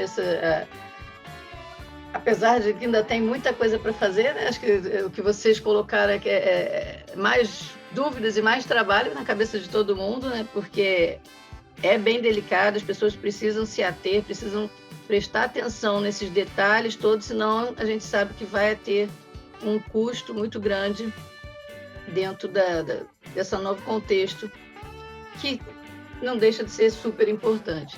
Bem, André, já tem alguma pergunta, alguma coisa para passar? Temos sim, a gente tem pergunta para as duas. Eu vou começar com a primeira pergunta para a doutora Luana, do Fabiano Rodrigues de Souza. Ele pergunta qual é a melhor alternativa no RH para a recepção de dados sensíveis via WhatsApp. É legal utilizar esse meio para esse tipo de tratamento? Bom, Fabiano, na verdade, eu acho até que a doutora Gabriela colocou isso com muita propriedade na apresentação dela. Não há alternativa. O WhatsApp, na verdade, ele não deve ser o meio aí de compartilhamento de informações, né, contendo dados pessoais, principalmente dados sensíveis, tá, gente? Até porque, para você operacionalizar onde estão esses dados, se o titular te pede em 15 dias, né, tem dados meus, quais são os dados? Como é que você vai lá buscar naquelas 300 mil conversas ali de WhatsApp, onde está o dado daquela pessoa, como é que você vai fazer uma exclusão, tem que garantir que todo mundo está dentro daquele grupo, vai fazer a devida exclusão. Então, primeiro, o WhatsApp, ele não é meio para fazer compartilhamento de dados pessoais, né? Então, a política da empresa ela tem que deixar isso muito claro, muito bem exposto e acessível para que a gente tenha essa regra clara. E aí, para que não aconteça justamente o incidente que a doutora Gabriela colocou, o ideal é trabalhar em sensibilização, engajamento e capacitações, peças de comunicação, né? Principalmente o RH fazendo todo momento aqueles lembretes, se tiver a área que cuida especificamente de LGPD, a área de compliance, que esse engajamento ele seja a todo momento por meio de várias formas de treinamento e comunicação, tá bom? Ok.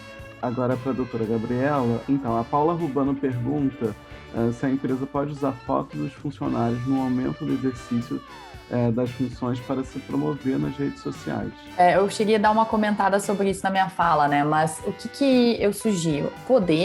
Pode, desde que o funcionário autorize, né? Então, o que a gente tem que restringir? Eu não posso obrigar o funcionário, no sentido de que, se ele não quiser me autorizar, ele não pode trabalhar lá. Isso são coisas que conflitam. Agora, eu posso solicitar o consentimento dele em relação a isso, eu vou ter um termo apartado que vai dar o direito de imagem, enfim, tudo que for vinculado a essa utilização das fotos em redes sociais, e ele, estando de acordo, ele dará esse consentimento expresso, explícito, apartado, inequívoco, tudo que a lei exige num outro documento que não o do contrato de trabalho. Então pode, desde que ele autorize. Eu não posso simplesmente sair tirando fotos e disponibilizando assim, sem nenhum tipo de aviso para essa pessoa. Para a doutora Luana, a Natália Figueiredo pergunta quais ações precisam ser implementadas com urgência para atender a LGPD. Essa pergunta que vale R$1 milhão, né? Na verdade, o que eu indico, primeiro, gente, é a leitura da lei, né? Sentem, leiam e releiam a lei várias vezes para começar a fazer essa ambiência, essa aproximação com a legislação.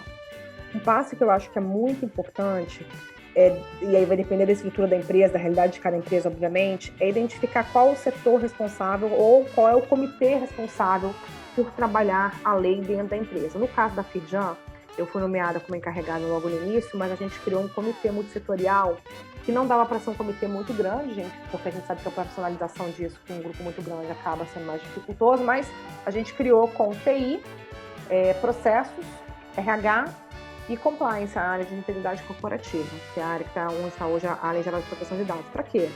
Para a gente começar a mapear quais dados que estavam sob a posse da Firjan, quais tipos de tratamento, que entender justamente o ciclo de vida dos dados. Então, os primeiros passos, gente, que eu entendo que são essenciais, é identificar quem vai ser o responsável por isso, começar a entender qual é a realidade da sua empresa em termos de tratamento de dados, qual é o seu universo de tratamento de dados, que tipos de dados, onde estão esses dados, quem lida com esses dados, e sensibilização. São os 3 primeiros passos que eu acho que são fundamentais.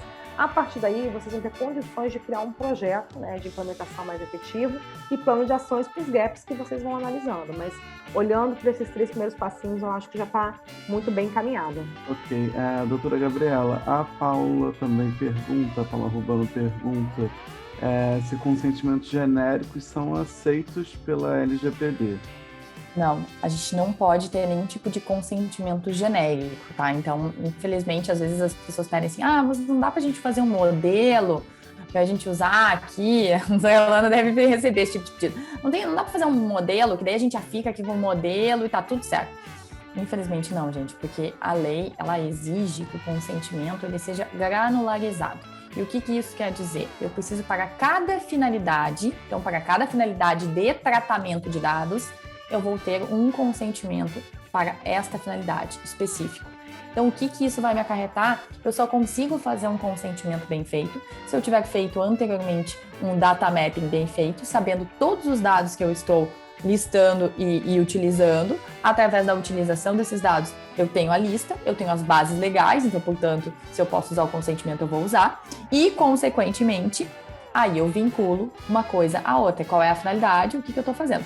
E lembrando, só um ponto bem importante, que consentimento na relação de trabalho, ele não é válido, por isso que a gente utiliza o contrato. Eu não posso simplesmente sair utilizando justamente pelo o desnivelamento que existe aí entre o trabalhador, né, e a empresa, o empregador. Então, isso já é uma questão que está bem pacificada, então a gente não pode ter esse tipo de consentimento assim neste formato, que não funcionaria. Então, além de tudo, tem que ter esse outro cuidado também. Ok.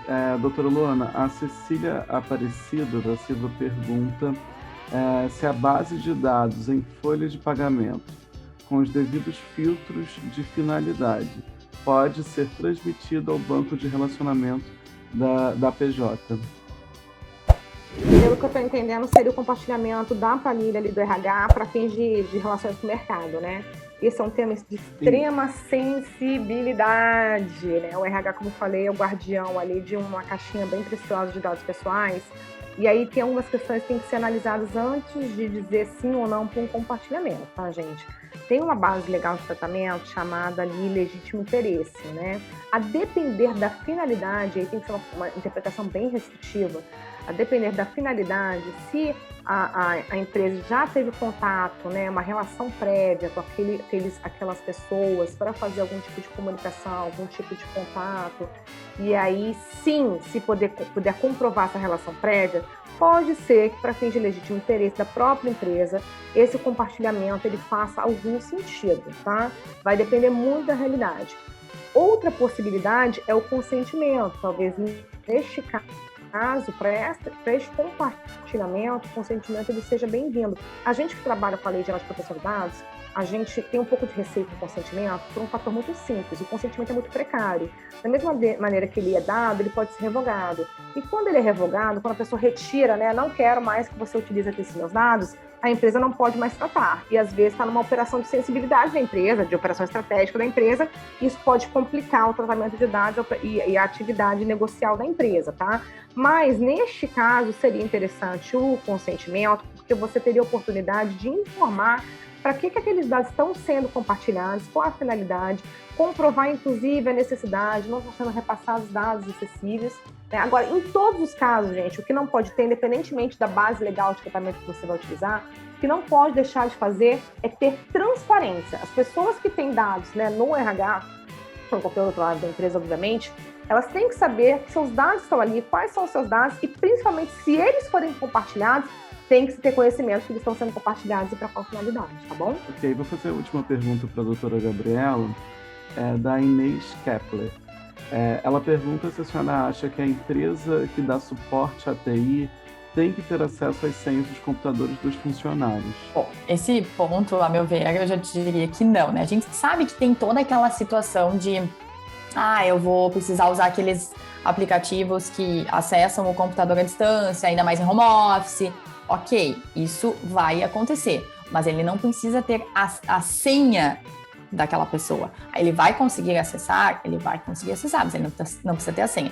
Por isso que algumas medidas são necessárias. Essa empresa que presta serviço de TI, em primeiro lugar, ela tem que ter um contrato muito bem feito, porque ela tem uma relação bem delicada, ela acessa informações delicadas, então esse contrato tem que estar muito claro com as responsabilidades, ela vai estar atuando numa posição de operador, lembrando que o controlador e o operador na lei, eles respondem solidariamente, então eu tenho que cuidar com quem que eu estou compartilhando os meus dados, e também, obviamente, termos de sigilo e tudo mais. Mas, uma das formas também da gente, de certa forma, garantir um nível maior de segurança nisso é a troca de senhas constantes, aquelas senhas que as pessoas odeiam ficar trocando. Né? Eu passo sugerindo para os clientes, vamos trocar senhas a cada 30 dias. Não, pelo amor de Deus, é impossível. É que é aquela coisa, de novo, ou a gente tem um certo nível de proteção, ou a gente tem um certo nível de conforto. Tem algumas coisas que são incompatíveis, então a gente precisa trocar senhas com constâncias, porque senão acaba dando aquela famosa senha, às vezes daquelas planilhas do RH que a gente tem admin, é o login e a senha. Todo mundo usa assim, admin, todo mundo já sabe. Mas assim, a gente não pode fazer isso mais, porque é muito básico, né, gente? Mas é senha com caracteres e não sei quanto, tem que ter letra, tem que ter caractere especial, aí é muito chato. É chato, mas é uma forma de restringir. Então, não dar o acesso às senhas e, além de não dar, trocar as senhas. Porque se porventura alguém pegou a senha daquela pessoa, eu consigo ainda nesse processo reverter. Então, eu iria por esse caminho. Ok, obrigada, doutora Gabriela. A última pergunta, então, para a doutora Luana, é também da Paula Rubano. Paula Rubano participou bastante.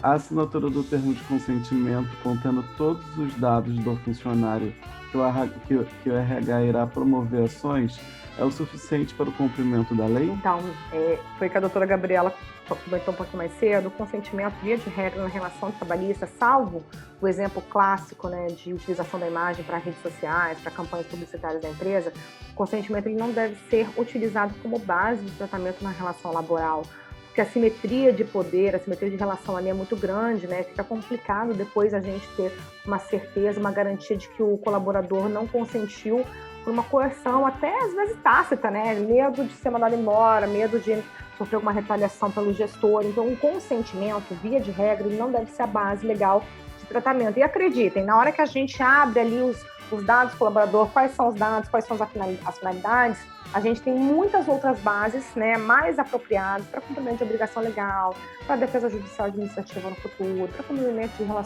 de ação regulatória, né, pelo meio dos órgãos de controle. Então, assim, a gente tem outras bases legais. Mas, se você vai utilizar o consentimento, né, como base ali para aquele tratamento junto com o colaborador, como, por exemplo, o caso de utilização de imagem, né, para fins de uma campanha da própria empresa ou nas redes sociais, alguma coisa assim, sim, o termo de consentimento ele tem que ser livre e esclarecido. Primeiro, ele tem que estar claro, ele tem realmente ali com uma transparência ululante, pulando, né? Não tem que ter dúvida em relação ao que ele está consentindo. Tem que ser explícito, tem que ser específico, tem que ser legítimo e tem que ser para cada uso, para cada atividade de tratamento, não pode ser genérico. Inclusive, gente, a Google foi multada em alguns bons milhões, porque no início o termo de consentimento dos usuários era amplo, você dava um consentimento para Maps, para Gmail, era para tudo. E aí foi entendido que esse consentimento era muito genérico, você não sabia no final das contas do que você estava consentindo, né? Então o consentimento, gente, ele tem que ser específico. Outra coisa é cuidado com o consentimento, com o colaborador e também com outros titulares. Por quê? A gente vive hoje no mundo virtual, muitos consentimentos estão sendo feitos de forma virtual, né?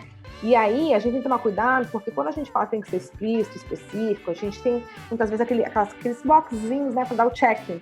Se aquele check, por exemplo, já vem clicado para facilitar na vida do colaborador que vai dar o consentimento, tem sido entendido que aquilo é uma indução ao consentimento. Então, se a gente for fazer o consentimento no modo virtual, para clicar no checkzinho, no boxinho, aceite, venha desclicado esse boxzinho para que a pessoa tenha a liberdade de, querendo consentir, ela mesma lá e faz o seu clique.